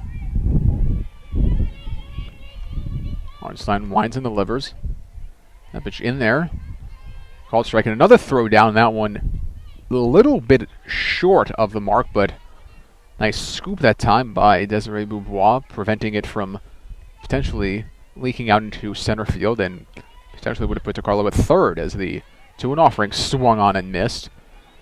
And no valiance in the area of second base this time, but DiCarlo also not taking more than about a 2-step lead off the bag after 2 throws down in the last half dozen or so pitches. 2-2 offering coming from Hartenstein. That is slapped foul outside of third. We'll do 2-2 all over again. And no score here, top second. Scarangeli keeping Manhattanville off the board after they put up a 2 spot in the first inning of Game 1. As that ball slapped down to first, Demike's only play is to take it to the bag herself. So Casale grounds it out, but able to move both runners into scoring position. That's really the only play. If the ball had been hit a little bit harder, you may have the opportunity to turn a double play, but sometimes it's just a matter of how hard it's hit. The only play to first, and now runners on second and third with 2 out. So DiCarlo and Mangini, as the first pitch, a fake bunt called, or offered at, I should say. Interesting decision with 2 outs here.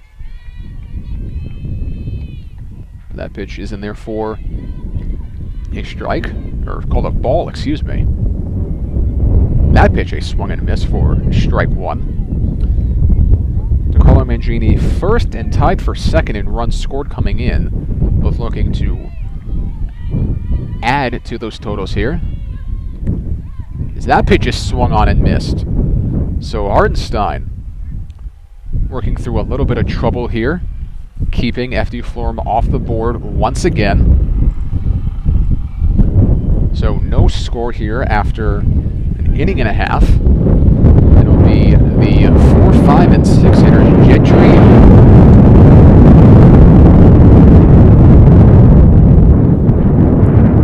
Jedry, Demike, and Hartenstein as the wind picking up even more at Manhattanville Field once again. The wind blowing every which way but loose here this afternoon.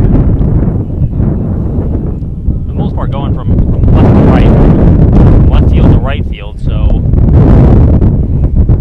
we will see if that has any factor on the game. It, for the most part, stayed down for the good amount of the first game, but here early in the second game, picking up very much so. So we'll see if that plays any factor in how things turned up in the second game.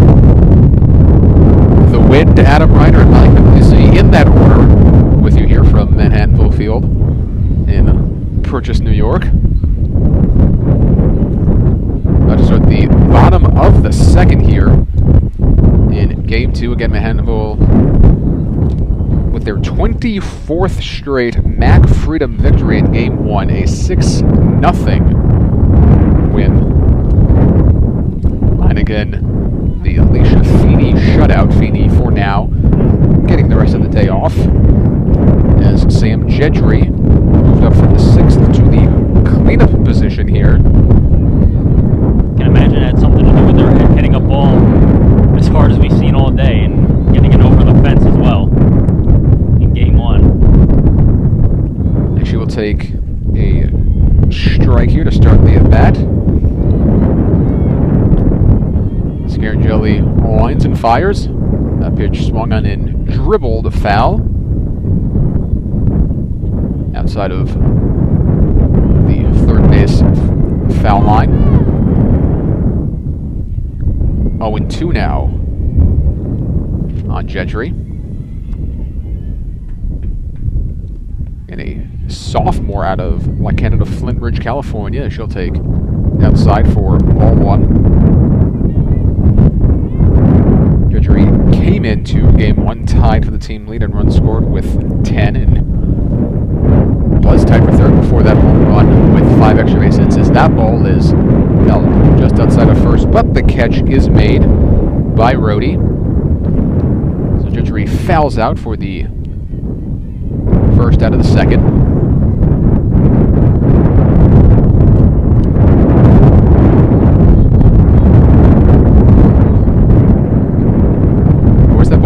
stopped? I believe it did. That is... No announcement of a new batter was made. Again, the first base dugout slightly hindering our view of the foul side of the first base bag. So it's definitely still Sam Jedry's. So 2-2 now the count on Jedry. My apologies as she grounds that one down to third. That one is definitely in play. And making the play is her hot corner counterpart, Taylor Torrey, as Jedry is now retired for the first out of the inning. And now Dolores Demicky will step to the plate. Demicky again starting every game this season at first base. 16 straight now to start the season. Demicky a three-time conference champion, 2014, 2016, and 2017, missing 2015 due to injury. They're seeking again a fourth conference title this season. Quick 0-2 count on the graduate student out of North Massapequa, New York, and an off-speed pitch. Demicky chops him down to third, coming in and again making the play is Taylor Torrey. A good play by Torrey. That ball wasn't hit hard. It was a tough play because it wasn't hit so hard. She had to come in, grab it, and make the throw all in a short amount of time. Able to get to it, clean transfer from glove to hand, and get the throw over for the second out. Demicky expecting a much faster pitch that time on the slow roller, but Torrey again the nice play. Makes the second out of the inning as Aaron Harnstein will take ball one here. Pitcher versus pitcher, lefty versus lefty here. Really winds and fires as Harnstein takes ball two outside. Harnstein again got the start as the designated player in game one and gets the start on the mound here in game two. 2-0 offering swung on and missed. Harnstein looking to potentially send every offering into the vicinity of Rybrook. Another big cut, slopped outside third, as head coach Dale Martin will, I guess we'll say, touch kick that one back into play. Now 2-2 with 2 outs for Hartenstein as she chops one to DiCarlo. A big hop comes up nicely as DiCarlo makes the play to end the second. So after a 3-0 lead after 2 innings in game one, Scarangelli keeping Manhattanville off the board. Scarangelli been as advertised to this point. No runners getting on base to this point, and I believe no strikeouts either, but still retiring all 6 batters faced to this point. DiCarlo and Torrey each with several nice plays through the first 2 innings, as Hartenstein will now head back out there for her 3rd inning of work. Again, Mac Freedom opening doubleheader for Manhattanville. Of course, the 6-0 win in game 1, their 24th straight conference win, and now 28-1 in their last 29 games, and a 23-22 all-time series lead now over FDU Florham. 7 straight wins now dating back to the start of 2016.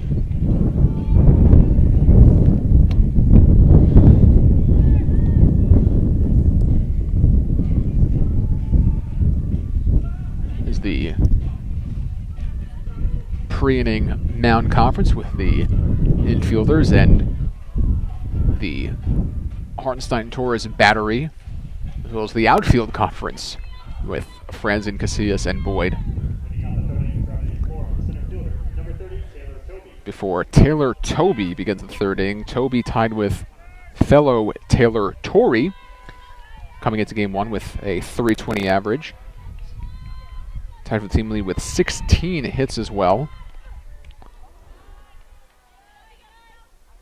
So that first offering is off the plate for ball 1.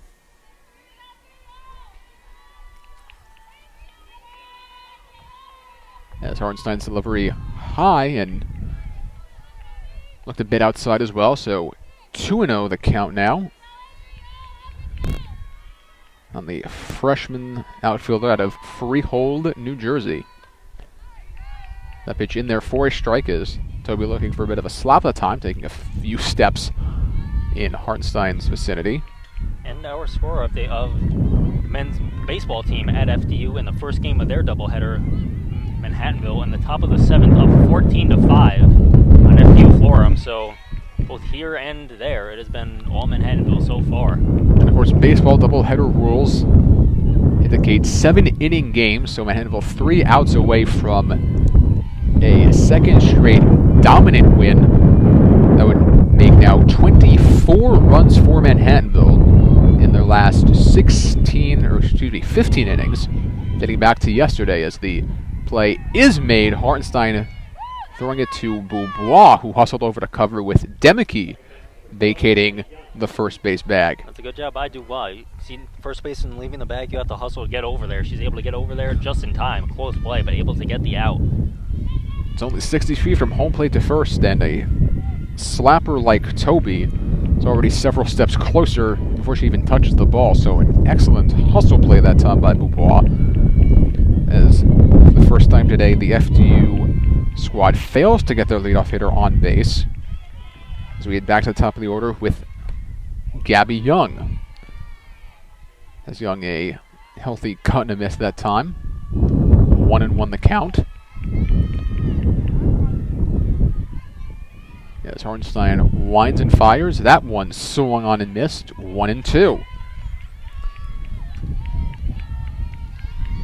Again, quickly touching back to the baseball team, a 10-3 victory yesterday for the Valiants over the Devils here at Manhattanville Field. This is a check swing to second. Play made by Beaubois. 4-3 to Demeke. Bring up left fielder Santangelo. So, barring a Ripley's Believe It or Not style rally from the FDU baseball team, Manhattanville will look to make it 2 straight to start the 3-game series. Perfect on the weekend for Manhattanville. We had baseball with a win, I believe it was Thursday, I'm sorry, that was Friday. Or no, I believe it was Thursday. And then yesterday we had women's lacrosse and baseball win, and softball off to a win so far today, and baseball well on their way. So perfect on the weekend for Manhattanville. It's certainly a weekend you would like to have as often as you can. 1-1 the count now on Santangelo as that pitch in there for a called strike 2. So Hartenstein 1 strike away from a 3rd scoreless inning and a 10th straight scoreless inning for the Devils offense. That pitch low and off the plate. 2s across the board here. 2 balls, 2 strikes, and 2 outs. As Hartenstein winds and fires and swung on and missed by Santangelo. Showing a little bit of disappointment and frustration as she heads back to her dugout here.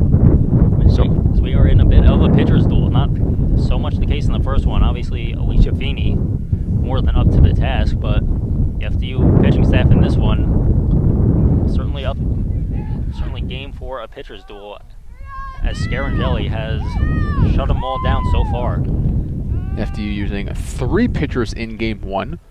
The way Scarangelli's been pitching this season, would be a little surprised to see 3 more in this Game 2.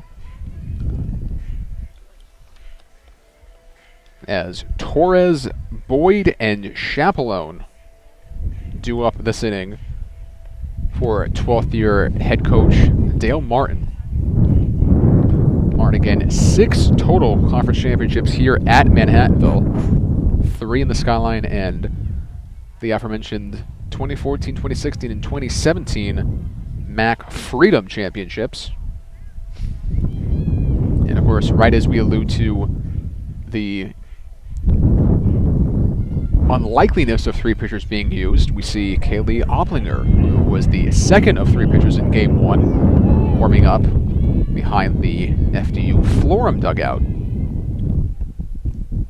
But Scarangelli's first offering of the 3rd is low and off the outside corner. Mangini will chase it to the backstop. 1-0 the count on Yvonne Torres, who had a couple of hard-hit balls herself last game. Had one to the back of the, right up against the fence in center field. A few more feet and it likely would have made it over, but solid contact, and sometimes you just hit it to the wrong part of the park. Now the ball was hit about a mile high into left field for a simple fly out. And another hard hit ball, this one on the ground through the left side.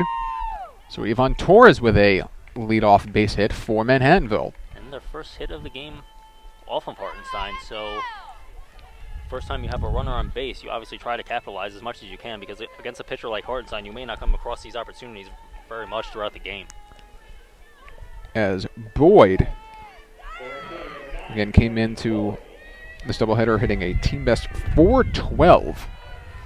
Well, now dig in. Manhattanville play with their first base runner that few minutes. That pitch goes to the backstop. That one looked like it hit in front of the plate. It would have been a miraculous play for Mangini to get a body in front of that one.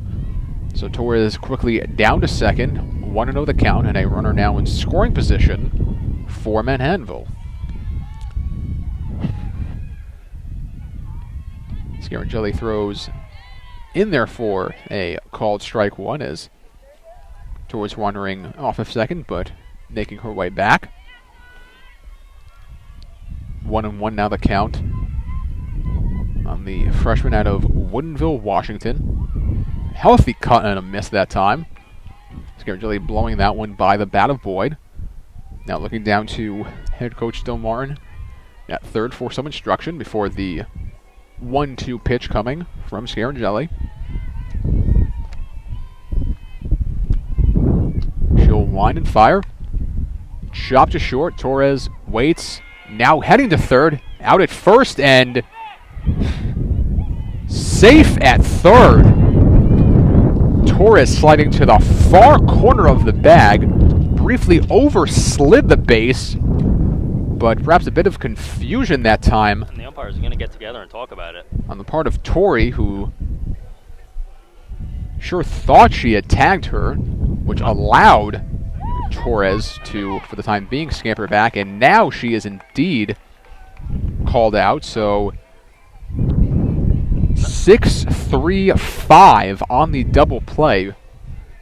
That was the first thing I thought right when the ball was hit. Unfortunate that you hit it to the left side, otherwise she would have been able to get over, and sure enough they get the out at first and the out at third. Torres was only able to get so big of a lead without being tagged on the initial play, is now a fly ball into center. But with room, making the catch is Toby in front of the fence. As Chaplin flies out on the first pitch. So Manhattanville briefly threatening there, but again, the double play started by DiCarlo and ended by Tori, with Rhodey making a nice throw to get to Torres. That was a very close play, and it was a rather accurate throw that allowed the play to even be made. If that throw was even a little bit more towards the backhand side, to Tori's backhand side, I should say, it would have been near impossible to get Torres sliding to the back corner of the base. But again, Manhattanville once again kept off the board, as we are now through 3 scoreless innings here in Game 2. I know we're a little bit further away than most, but my initial point of view, it looked like she was out, so I think they did eventually get the call right after further discussion. It was surprising to see Tori not at least make an attempt to keep the tag on Torres, who overslid the base. So Tori clearly thinking she had made the tag, and after the discussion, the decision was made that she indeed had. And no argument from Torres afterwards, so that may tell you all you need to know about whether or not she was safe or not. None from Torres or Coach Martin. So clearly agreeing with the call.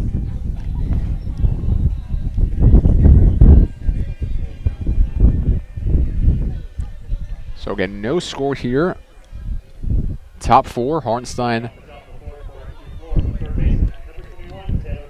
big out there. So Tori, fresh off the nice tag, will lead off the inning here for the Devils.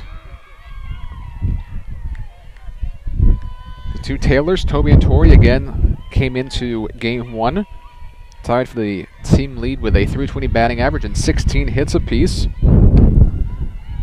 Tori flies that one off a couple of trees out of play off the first base side. Tori also second on the team with six extra base hits and 7 RBIs. Third in runs scored and second in slugging percentage. So Tori the top 3 of really every major statistical category. But for now, down in the count 1-2 as the FDU Florham dugout comes to life, trying to create a bit of a spark here. As that one's lined into center, trapped by Casillas. But that ball in there for a hit. Regardless, good job just stopping it. If she's not able to get it, it's going all the way to the wall, and that's without a doubt extra bases. It's a good job just staying in front of it and being able to trap it enough to hold it to a single. Perhaps a bit of a break that time for Manhattanville. If that ball does indeed go into the glove, that's 2, potentially even 3 bases. That ball was rather shallow when it landed, and it would have been a few extra seconds for Boyd back up to play to get to that one. So for now, Tori does stay at first base. 0-1 the count now on the cleanup hitter DiCarlo as the bunt attempt goes foul. So Coach Dante Fideli playing small ball here, knowing that with a pitcher like Scarangeli on the mound, 1 run might be all that he needs to come away with a win here and a split of this doubleheader. But now swinging away and lining one into the left field for another base hit is DiCarlo. So first and second now with no one out for FDU. Yeah, with 2 strikes, obviously can't bunt it foul. Otherwise, that's an out. So going to put the ball in play. It ends up working out even better. So another crucial part of that earlier double play, Rhodey now up to bat.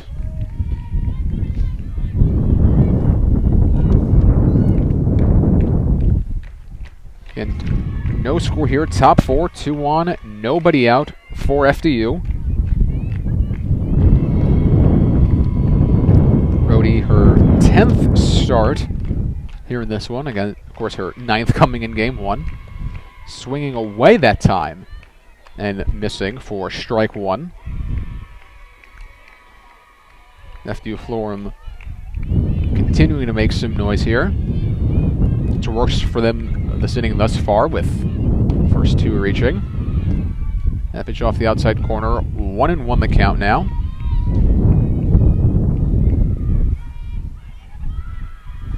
Hartenstein over the 50 pitch mark now in just the 4th inning. Feeney got through 5 innings on just 53 pitches last time out, so FDU making Hartenstein work a little bit harder here in game 2. That pitch is cut on and missed, and that's a big out number 1 for Hartenstein. Very much so. Now you have the possibility of putting a double play in order, getting out of the inning. If that's another runner on base, it's almost certainly leading to a run, whether she gets it in or not. So big out there for Hartenstein, and we'll see if she's able to work her way out of trouble. As Mangini now takes ball 1. Both runners back to their respective bases, clearly aware of the arm that Torres possesses. Just ask Gabby Young. As far as a pitch count, I don't really think that's going to be an issue. Like we've said, both of these teams haven't played a whole lot over the last few weeks, so I think whatever it's going to take in terms of pitch count is whatever it's going to be. I don't foresee anybody coming out due to a high number of pitches, but could be wrong. We'll see. 1-1 the count now. That ball is slapped into right, and that's going to go all the way to the fence. Coming home and scoring is Taylor Torrey, the first run of the game for FDU, the first run of the afternoon as a whole for FDU. They take a 1-0 lead here. They are far from finished. They've run a second and third now, 1 out. Hartenstein in a good amount of trouble and is going to have to find a way to work her way out of it by only limiting the damage as much as possible. And Manhattanville's offense put up 6 runs last game, so even a 3-0 game would by no means mean game over. Manhattanville coming in with 67 runs in their first 15 games, a little more, just about 4.5 per game. Casale now will take a strike on the outside corner.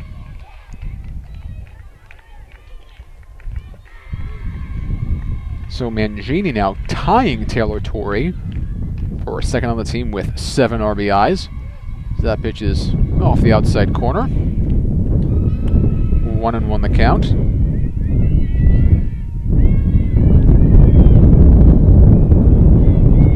Scarangeli, the best earned run average in the MAC Freedom among qualifying pitchers this year, so that 1-0 lead, a bigger cushion for Scarangeli than it would be for most. I do see a Manhattanville pitcher, not sure who, somebody down warming up down the right field line. It's a left-handed pitcher, I'm not able to tell who it is just now, but as Harnstein delivers we will keep our eye on a ball. I believe that would be Jasmine Feliciano, the only listed pitcher on the Manhattanville roster, listed as a lefty. Feliciano's thrown 6 2/3 innings this season, as that ball fouled off the netting of the Manhattanville dugout. Feliciano 3 strikeouts in those 6.2 innings. So 2-2 the count. Top 4, a 1-0 FDU Florham lead on the Michelle Mangini RBI double off of Aaron Harnstein. That pitch is swung on a miss, and Torres tagging out Casale as she's leaving the batter's box. So a potential situation avoided there, as a throwdown very well may have set off the runners from second and third. And a big out, and good job getting the strikeout, because if that ball is even able to be put in play, there's still the possibility, even if you get the out at first, that the runners are able to advance. So big strikeout. Now a runner second and third with 2 outs. See if she can limit the damage to just 1 run. As Kaylee Fish, for the second straight game, will come on and pinch hit here for Tara Morash. Again, Fish listed as a pitcher, but head coach Dante Fideli calling on her nonetheless to look to extend this FDU Florham lead here. That offering off the outside corner, ball 1.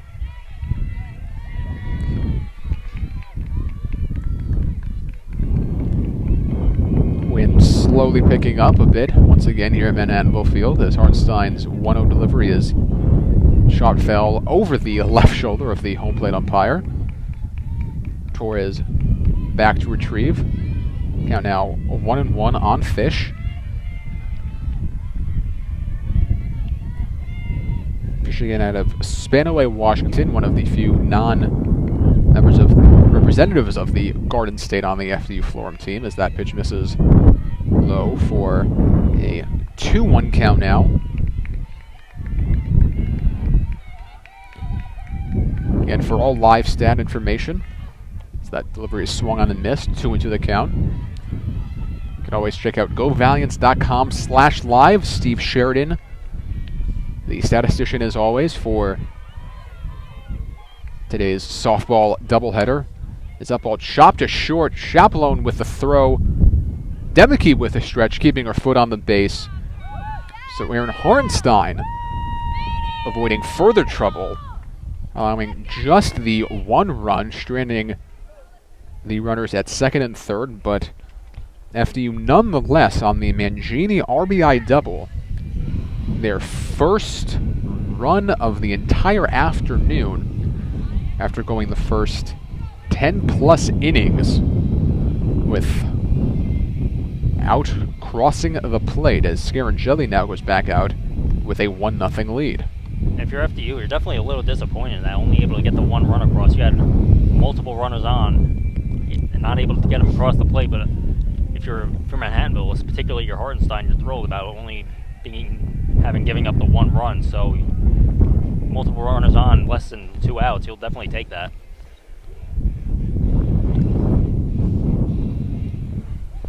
Again, Mac Freedom softball doubleheader action here from Manhattanville Field this afternoon. Manhattanville winning game 1 6-0. And FDU now with a 1-0 lead here in the bottom of the fourth, of game number 2.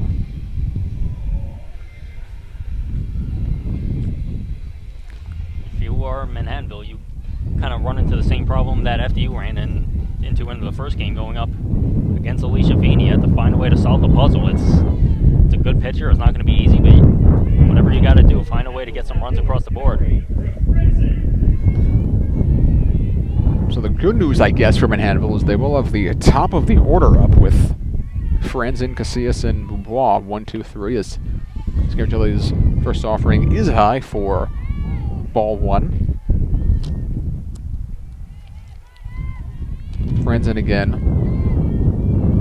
one of the now 4 Valiants who has started every game this season. That ball chopped foul outside of third. Started fair, but made its way foul before it reached Torrey. So 1-1 the count now on Franzen.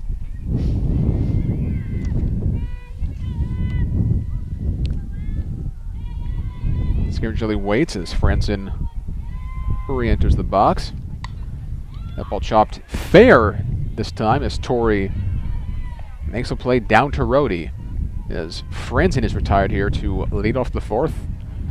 And with 1 out, that will bring up Asaya Casillas, who in that last inning made a nice trap of the ball, preventing further damage earlier on a ball that could have easily been or gone for 2 or 3 bases. Able to hold the FDU Florham batter to a mere single. She will take ball 1 here. So to this point, Scaragilli just the 1 hit, giving up the 1 single, and that's been it for Manhattanville as far as offense goes. But as Casillas gives that one a ride to center, and that will make its way all the way to the fence. As I speak, as Asaya Casillas makes her way to second base with a double. She got that one just by her center field counterpart Toby. And Manhattanville now with a runner in scoring position and 1 out. We'll bring up Desiree Boubois. Boubois entered game 1 with a .340 average on the season. 17 hits, 6 runs, 2 homers, and 5 RBIs. Again, all that before the start of game 1. And that pitch. Final score on baseball at FDU, 14-5. So Manhattanville able to come away with the win in that one, and we'll see if they can even it up here in this one. So we have a rundown now as Casillas went a little too far past second base, but getting back as the throw going from second to third was a little bit high, and that's what, when she saw that, she made a beeline back for second base and was able to make it in before the tag. So now runners at first and second as Boubois reaches for Sam Jedry. That almost ends up working out better for Manhattanville. If she hadn't done that, they would have gotten the out at first, and it would have been runner at second and 2 outs as opposed to runner on first and second with now only 1 out.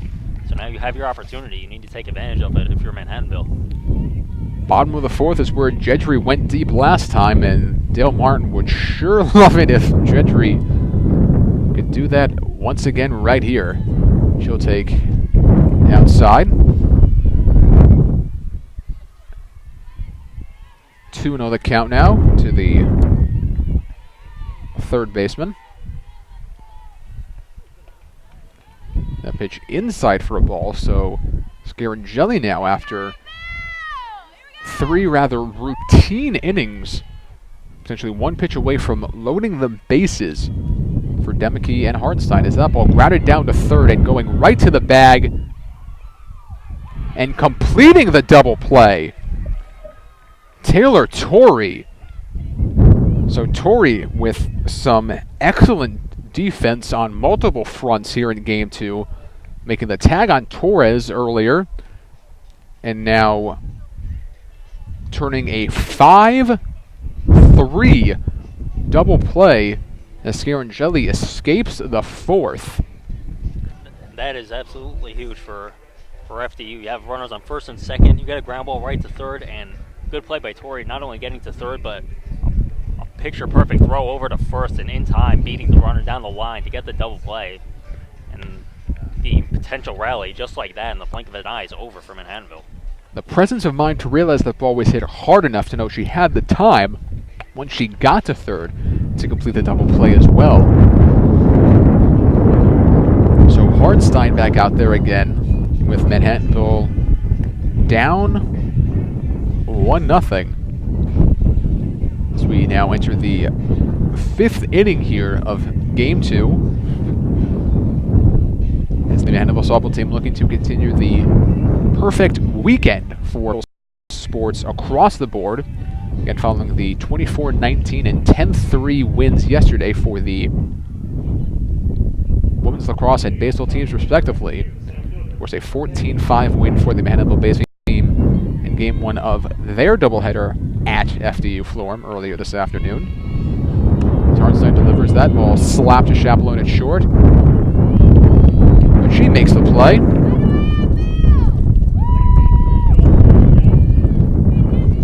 So Taylor Toby retired for the first out, and we'll be back to the top of the order for the perhaps biggest offensive thorn in Manhattanville pitching's side this afternoon, Gabby Young. And Young with a bunt, but that will trickle foul as she will come back and await an 0-1 delivery here.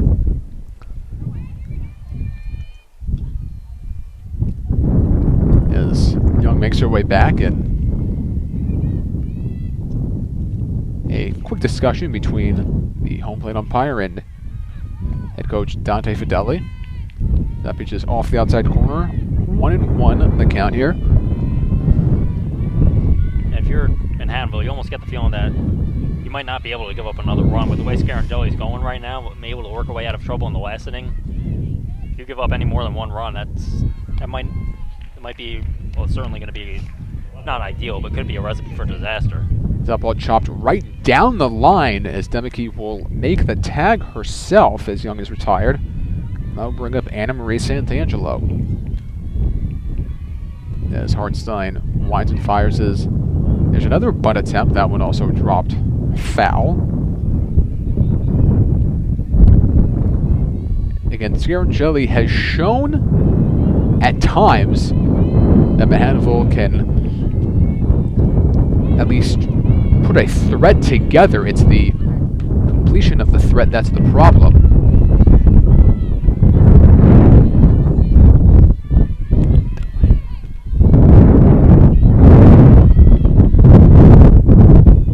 As the wind once again kicking up here.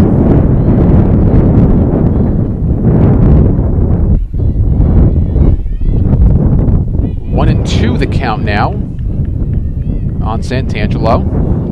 Hartenstein looking to get through the inning relatively unscathed, and she will with a strikeout. So Aaron Hartenstein keeping it a one-run affair here through 5. As for Manhattanville, we'll have Demeke, Hartenstein, and Torres up here in the bottom of the 5th. With a combined 9 homers between the 3 of them this season.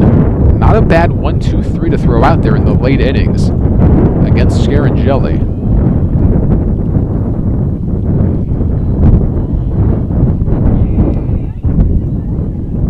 The wind, Adam Ryder and Mike Puglisi with you from Manhattanville Field here in Purchase, New York. We're in the bottom of the 5th of Game 2 of a Mac Freedom softball doubleheader between the now 8-7 Manhattanville Valiants and the 7-10, FDU Florham Devils. Manhattanville 1-0 in the Mac Freedom. FDU now 2-1. Manhattanville a now 24-game winning streak in a little bit of jeopardy here, down to potentially their final 9 outs here as we start the bottom of the 5th, as Demeke will look at strike 1.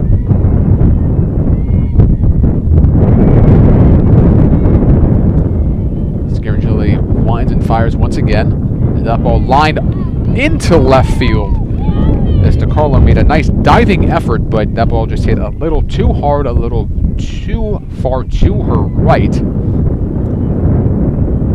the last inning or so, Manhattanville's been able to hit a few balls hard off of Scarangeli, so they've been able to, after the first few innings, where Scarangeli was essentially dominant, able to string together a few hits. Obviously, in the last inning, not able to get the run across, but now again, with the leadoff hitter on, have another opportunity. And it appears we have a pinch hitter coming in. It looks like Alexa Gurnett, the junior out of Morristown, New Jersey, is going to pinch hit here for Erin Harnstein, and you wonder if she's not being brought on to potentially sacrifice Demeke over to second. And usually you would take a power bat like Harnstein out of the lineup in a situation like this. Otherwise, it is still a lefty-lefty matchup here. You have to keep your eye on what we're down on first, see if they're going to potentially try to steal first. And Gurnett briefly showing a bunt as Torrey comes crashing in from third and Brody from first. But Gurnett pulls back. 1-0 the count now. That's appeared in 4 games this season. This just her third official at bat of the season. She's also walked twice. That pitch also taken for a ball. 2-0 the count. Last thing you want to do if you're Scarangeli is try to get a little too cute, trying to get a force out at second, and you wind up walking Gurnett. That would put runners at first and second here with nobody out. 2-0 offering on the way. That pitch is offered at by Gurnett. Couldn't lay it down. 2-1 the count as she looks down to head coach Martin for instruction here. No attempts at throwing back to first to try and catch Demeke wandering too far off have been made yet. As Gurnett takes low, so that pitch in the dirt. Nice job by Mangini to keep it in front of her, but a 3-1 count now coming for Gurnett.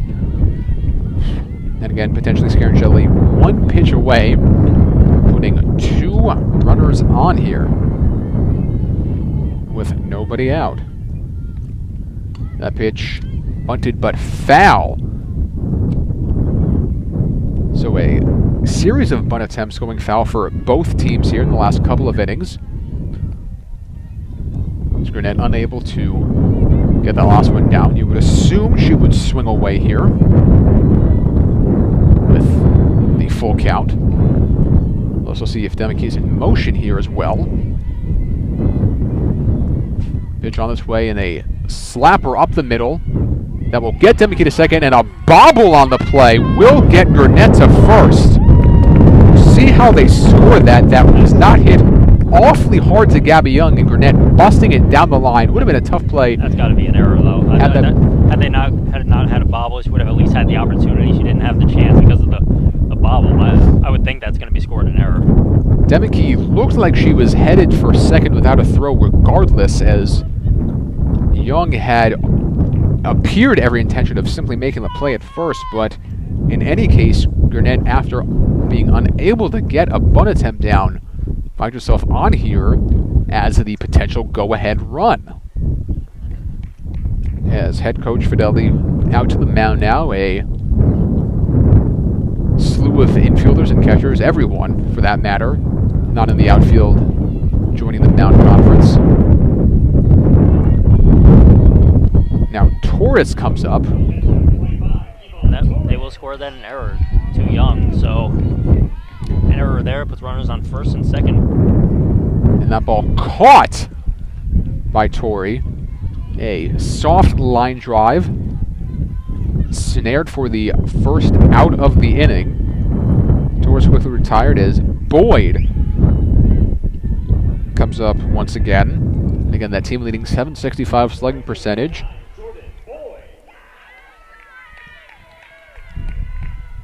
And .412 batting average coming into game 1. And on that last at bat, if you're Manhattanville, that's a disappointing at bat. Not only do you get out, you don't even move the runners over to second and third. So Boyd with a little bit of ground to try to make up here, especially as we're in the 5th inning, coming towards the home stretch. Crucial to get these runners home. As Boyd takes off the plate for a ball, 2-0 the count now.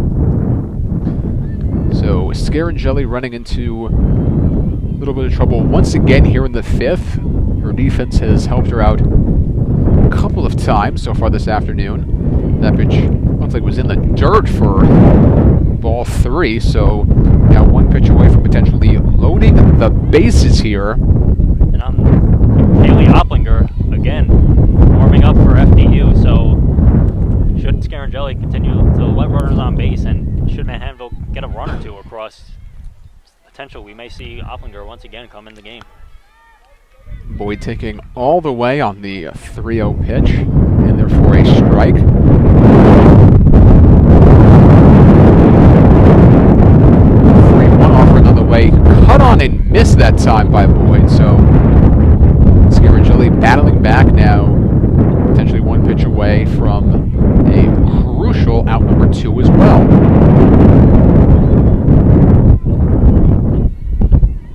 As the wind picks up once again for the 3-2 offering, the ball chopped into left field, coming home and scoring the tying run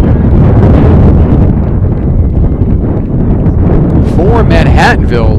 The ball looked like it went off both Torrey and DeCarlo's gloves there before it made its way into left field. That was Mickey who came home and scored, and I would think that's going to be scored a hit. Would have been a difficult play for either player on that left side to make. So Demicky scampering home, ties the game here. They will score that, an RBI single for Boyd. So Manhattanville, runners on first and second, still not done, looking for more. And right as we say that, a ball right back to Scarangelli. She will get the lead runner at third. So it will remain runners on first and second, but now 2 out in the inning. And we'll be back to the top of the order for Brooke Franzen. So Jordan Boyd hasn't played in as many games this season as many of her teammates have, but producing when called upon, tying the game with an RBI single here in the bottom of the 5th. As the first pitch for Franzen goes right. So an 0-1 delivery upcoming momentarily. Pitch taken for a ball, 1-1 the count.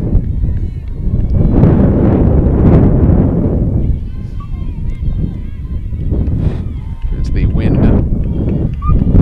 coming and going, in and out, as it has all afternoon. As that ball chopped down to third, and going to first is Torrey. And making the play to retire the side, but Manhattanville on the Jordan Boyd RBI single ties the game here. And if you're Manhattanville, you take the tie, but 4 runners left on base in the last 2 innings, so you're happy to be still in this game, still tied, but have to be a little bit disappointed about the fact that you weren't able to come away with more in the last 2 innings. And Harnstein again back out there for the top of the 6th inning here. Harnstein, through softball rules, allowed to return despite being pinch hit for in the last half inning. Again, Manhattanville, a 24-game conference win streak on the line in this one.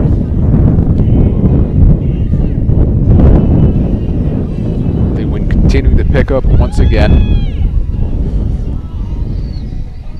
As members of the Manhattanville women's hockey team have made their way here to the viewing area behind home plate at Manhattanville as this second game winds down.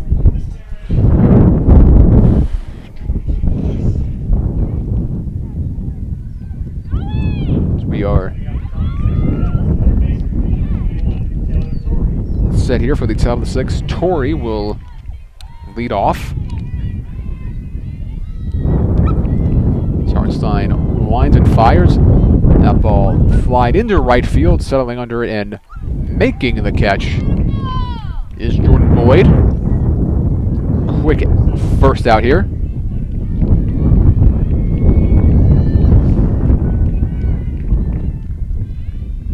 As DiCarlo steps in now. Hartenstein's first offering off the outside corner for a ball. 1-0 on the senior shortstop.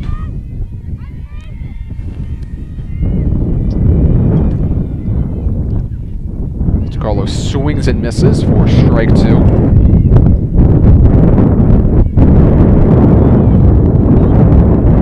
DiCarlo, the only listed true shortstop on this FDU roster, though there are several listed infielders as well, but DiCarlo the only true shortstop, and that ball in play off the glove of Jedry as it trickles into left field as Chapello quickly over to recover it. We'll see how they score that one. I would assume it would be a base hit, as that was a rocket down the line to Jedry at third. So now 1 on and 1 out for Courtney Rohde.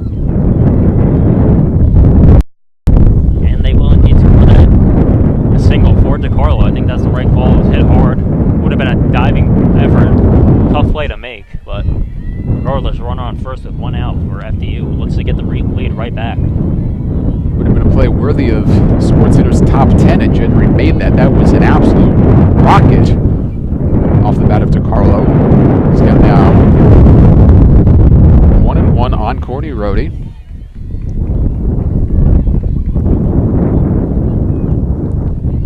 Cut on and miss now 1-2. Joe Mangini, of course, the RBI double already in this one for FDU. Waiting on deck.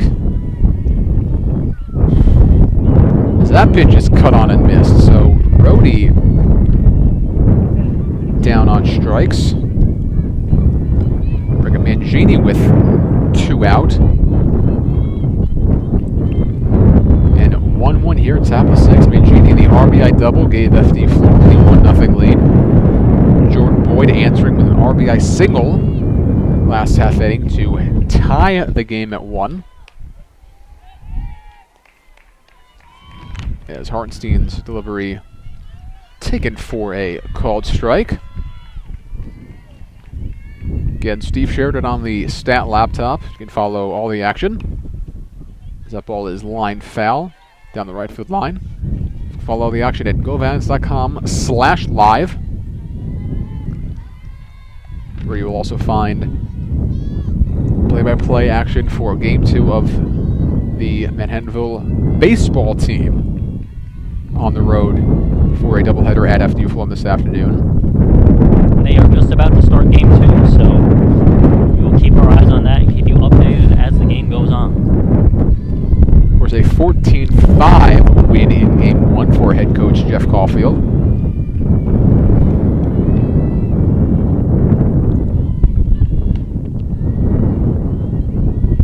So that pitch well outside. Torres having to come out of her squat to grab that one.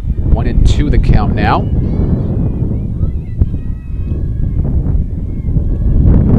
Mangini takes back in. Lofted into right field, and making the catch right by the foul line is Jordan Boyd. As the Devils are retired in the top of the 6th. Now if you're Manhattanville, you look at those last 2 innings, like we said before, 4 runners left on base in the last 2 innings, so you've been able to have your opportunities, just haven't been able to take advantage. You've been able to get some hits off of Scarangelli, so if you're able to get those opportunities again, obviously as we're in the 6th inning, you need to find a way to get the run across. With Casillas, Beaubois, and Jedry, if I'm not mistaken, due up. That is correct.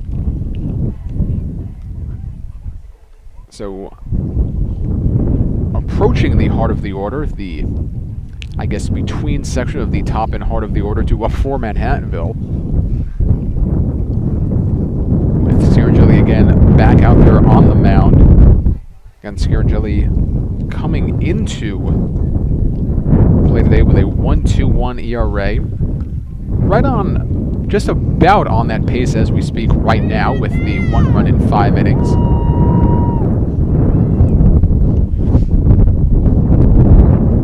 As the catchers throw down and the mound visitor waiting.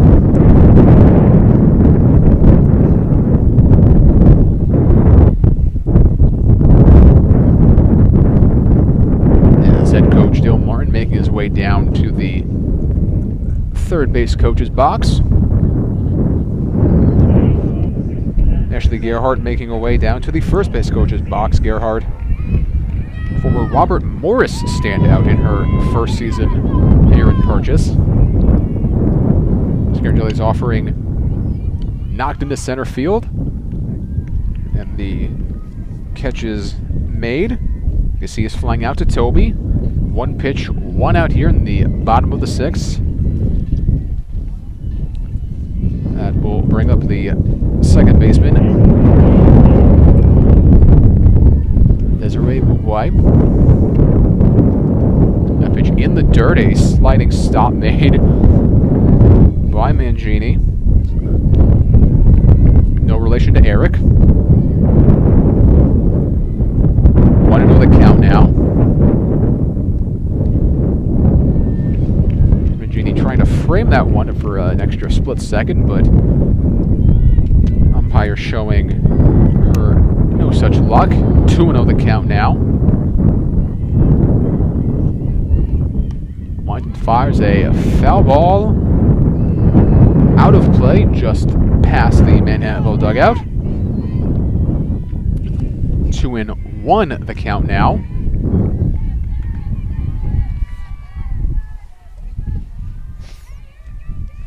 Mubwai entered game 1 hitting .340 on the season as that pitch is chopped outside third, foul ball. 2-2 the count.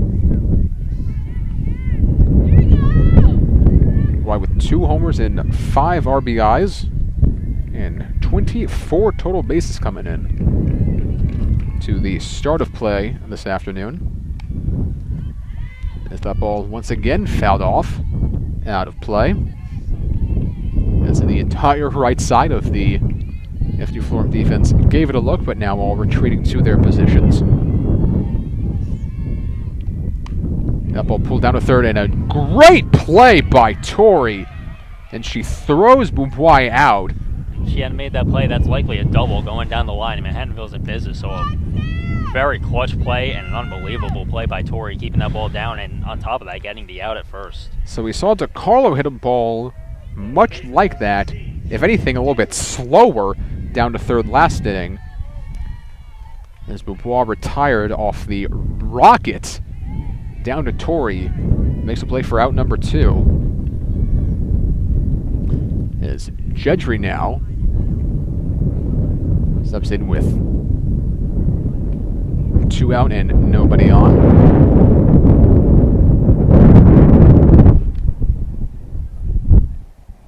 Winds picking up once again here, though still not a cloud in the sky this afternoon here in Purchase, New York. That ball is slot foul, makes its way into the FDU Florham dugout as a few players scamper out of the way.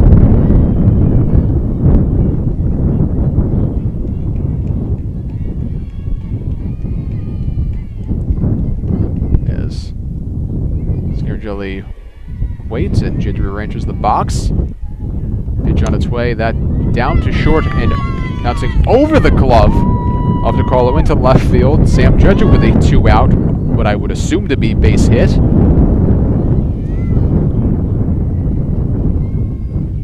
And we'll bring up the lone run scorer for Manhattanville this afternoon, Dolores Demicky. As head coach Dale Martin will have a brief conference with our home plate umpire here.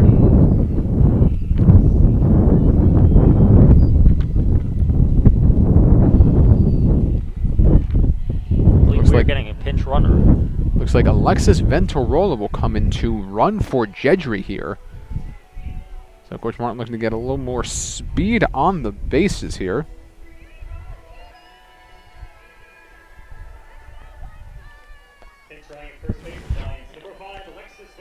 So Venturola not getting the start in this one, but she will appear in her 16th straight game of the season. And now head coach Fideli heads back out to the mound, joined by his infielders and his catcher.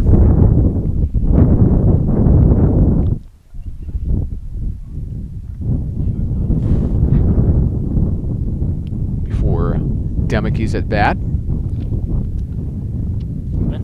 Venturola hasn't attempted a stolen base on the season yet, but keep our eye on her and see whether or not that's something Manhattanville thinks about trying to attempt. There's a first time for everything.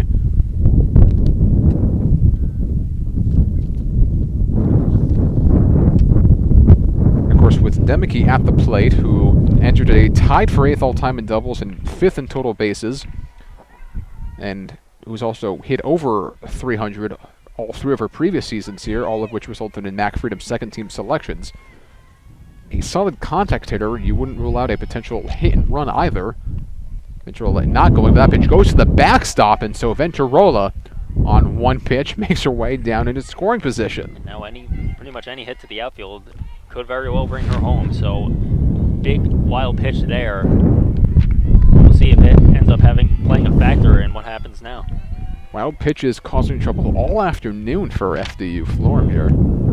Pitch in the dirt, Venturola taking a few extra steps off second, but getting back as Mangiani does not attempt a throwdown. 2-0 the count on Demickey. Aaron Harnstein spot in the order due next as that chopped up the middle into center field for a base hit. Venturola comes around to score the go-ahead run. And that is what we just talked about. If that wild pitch will come into play and play a factor, and it absolutely did, as now, due to that wild pitch, it allows Venturola getting around third, head home, and Manhattanville in the bottom of the 6th with their first lead of the game. So Demickey scored the tying run, now drives in the go-ahead run. So Manhattanville now in the bottom of the 6th takes their first lead of the game. And as for Scaringelli, that will be it. So Scaringelli allows the go-ahead run and is responsible for Demickey at first. And that is going to be Oplinger coming in once again. So Oplinger with her second appearance of the afternoon.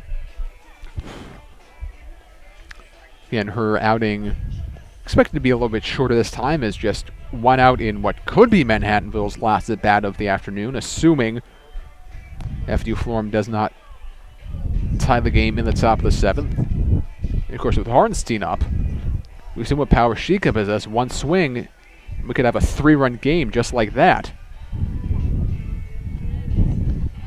So as we were alluding to before, Demickey, the 3-time All-MAC Freedom second-team selection coming through.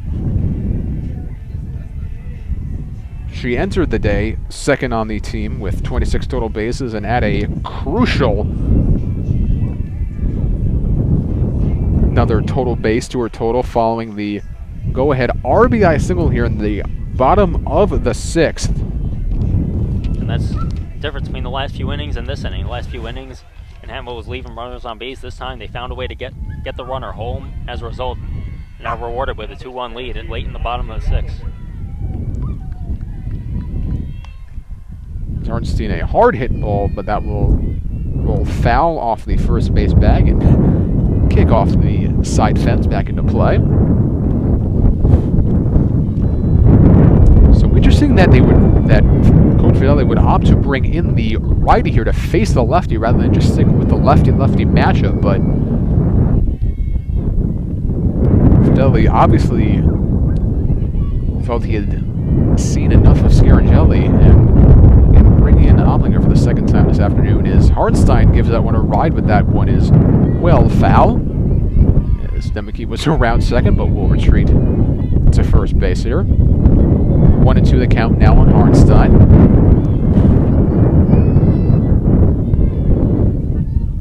Soplinger winds and delivers in a check swing that time. Nice play by Mangini, keeping that pitch in front of her and keeping Demeke at first. 2-2 the count, 2 outs here, a 2-1 Manhattanville lead here, bottom of the 6th. That pitch outside, another sliding stop by Mangini. A full count now on Aaron Hartenstein. We'll see if Demeke is in motion here with full count of 2 outs. Hartenstein swings away, misses, drops the bat, but the ball goes to the backstop. Demeke's going for third. I'm sorry, not Demeke. Demeke, that was Demeke going for third, and she makes it.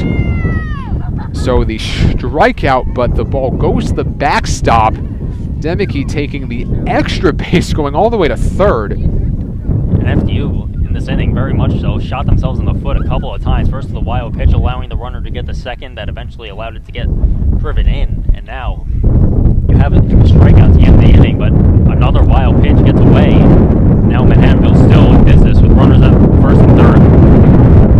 Another Manhattanville big bat coming up with Ivan Torres. And we're going to have another pinch runner. It's going to be Feliciano once again. So we saw Feliciano warming up a little bit earlier in the bullpen and now being called upon to run for Hartenstein here in the bottom of the 6th.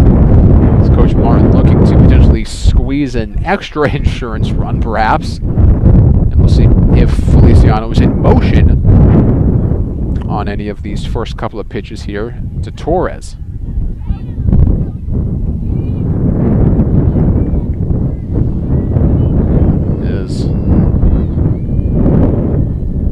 Oplinger fires pitch, bounced in the dirt. Feliciano down to second. And smart thing not throwing it to second, because if she had thrown it to second, to make it without hesitation would have broken right for the plate. Not sure if Feliciano was in motion regardless, but the pitch in the dirt certainly helping the cause as Torres flies one deep right field. That one is off the fence. Ivan Torres with a 2-run double. And just like that, Manhattanville, with 4 unanswered runs here, take a 4-1 lead here in the bottom of the 6th. Ivan Torres delivers. And if the score holds up, the story of this game is going to be the errors by FDU here in the bottom of the 6th. They had multiple opportunities to get out of the inning, and multiple times self-caused mistakes did not allow them to do so. So if this score holds up, that is going to be a great feeling for them as we come towards the end of this game. A 3-run 6th for Manhattanville on the Demeke RBI single, scoring Ventarola. And then Demeke and Feliciano now coming around to score on the 2-run opposite field double by Ivan Torres. Now Jordan Boyd up with 2 out and not sure if that was a passed ball or a wild pitch at that time. It looks like Mangini just dropped the delivery, but nonetheless Torres down to third. And as we've already seen, she's come home on a wild pitch already, so potentially could be the second time today if it were to occur again. And that first pitch was a called strike, so I have to imagine that was a pass ball, that one was a swinging strike. 0-2 now the count on Jordan Boyd. Of course, tied the game with an RBI single with a score. Demeke. It's that pitch off the plate for ball 1.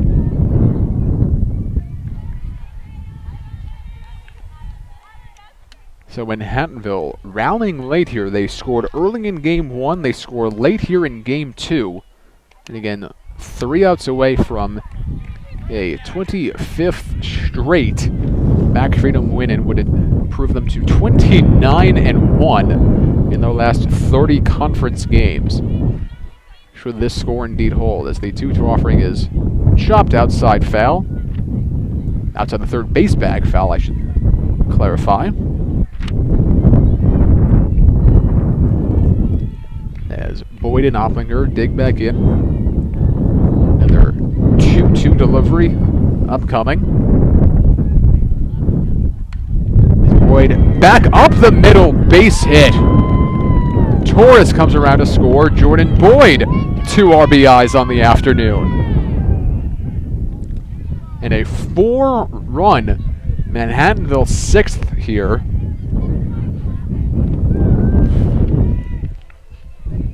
Makes it, again, a 5-1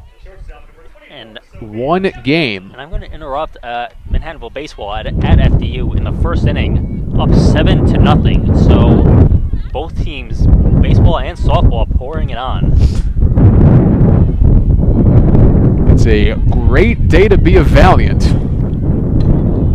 as that ball knocked foul out of play off the bat of Chapelone. And if these scores do indeed hold up, it will be a perfect weekend. All Manhattanville teams coming away with victories.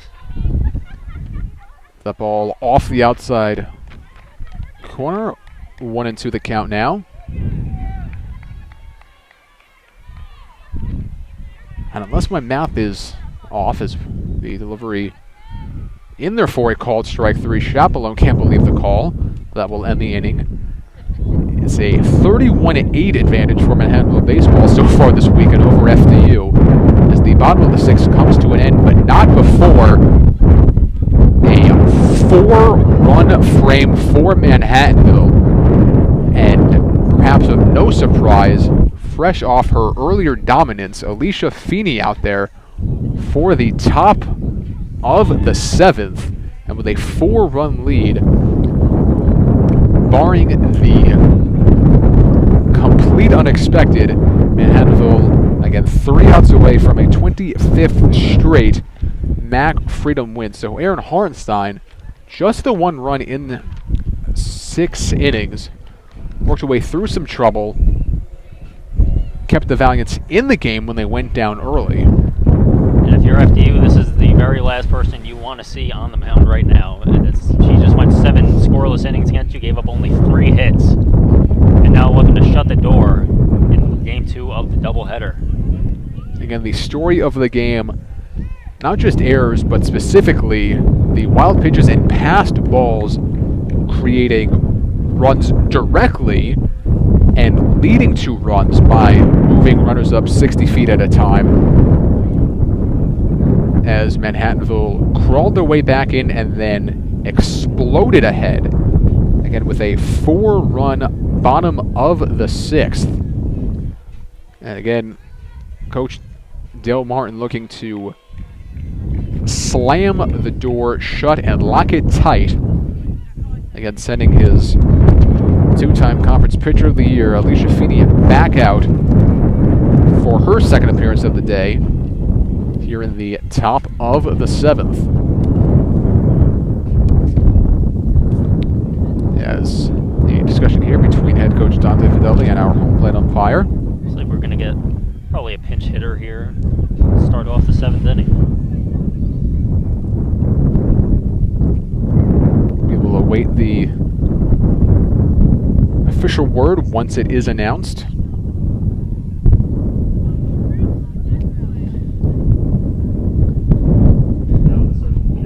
Looks like it's going to be number 32, Nicole Casale, coming in to pinch hit.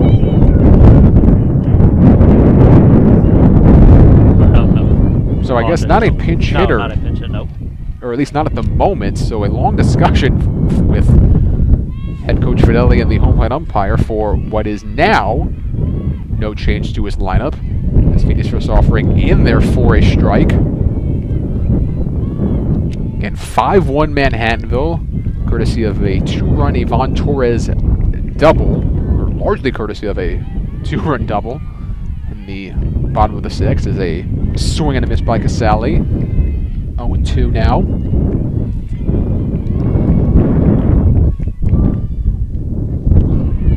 As that pitch in there for a called strike 3. Feeney took a little bit off of that one. It was an off-speed pitch. It kind of dropped in at the last second, and it froze Casale. So Feeney picking up right up where she left off, and 1 out in the 9th, or in the 7th. So it's Francesca Scheib, who was the designated player in Game 1, who will be called upon to pinch hit now for Tara Morash.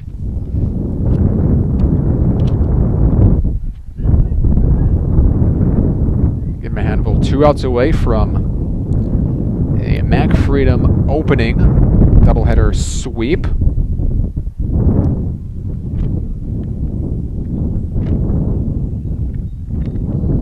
As the home plate umpire makes his way over to the scorer's table here against Steve Sheridan on the stat laptop this afternoon.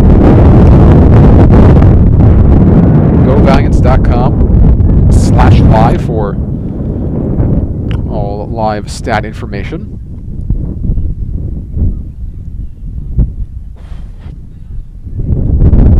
The umpire conversing now with Dale Martin, just looking to confirm everything so that there's no confusion from either side.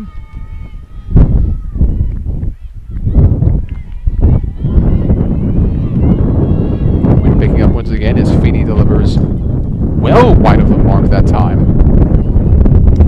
Wasn't able to even get a glove on that one. Thankfully, no runners on base. As that pitch hit the right side of the backstop and made its way all the way across to the left before Torres could even get to that ball. As the 1-0 delivery inside is having to jump out of the way.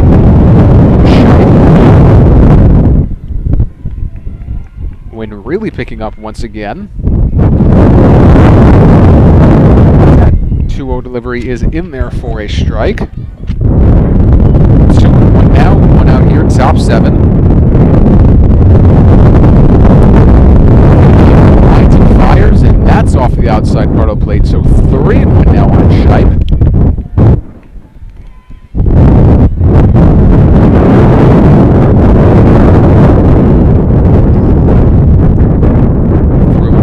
In there for a called strike to a full count now.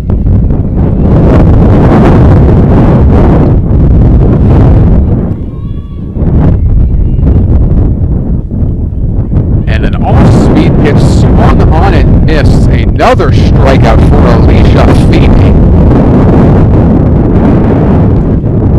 As the Devils now down to their final out, it will come in the form of Taylor Tilby. Excuse me. Franny Jaron will be called upon to pinch hit here. Perhaps that was the source of the slightly elongated delay several moments ago. A second pinch hitter this inning as Jaron makes her second appearance of the afternoon. That pitch foul tipped. Devils now down to their final strike. As Feeney winds and fires. That ball flying into right field. That will fall for a base hit. So Franny Jaron keeps the game alive. Looks like more changes on the way as head coach Fidelli makes his way out of the dugout once again.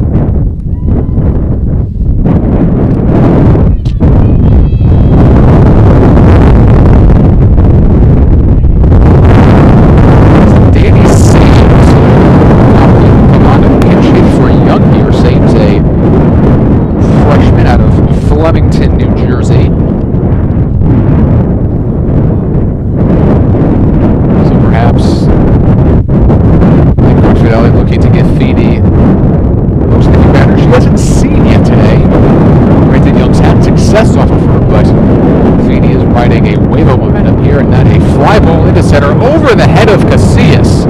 That's going to go all the way to the wall, and the play at the plate is in time.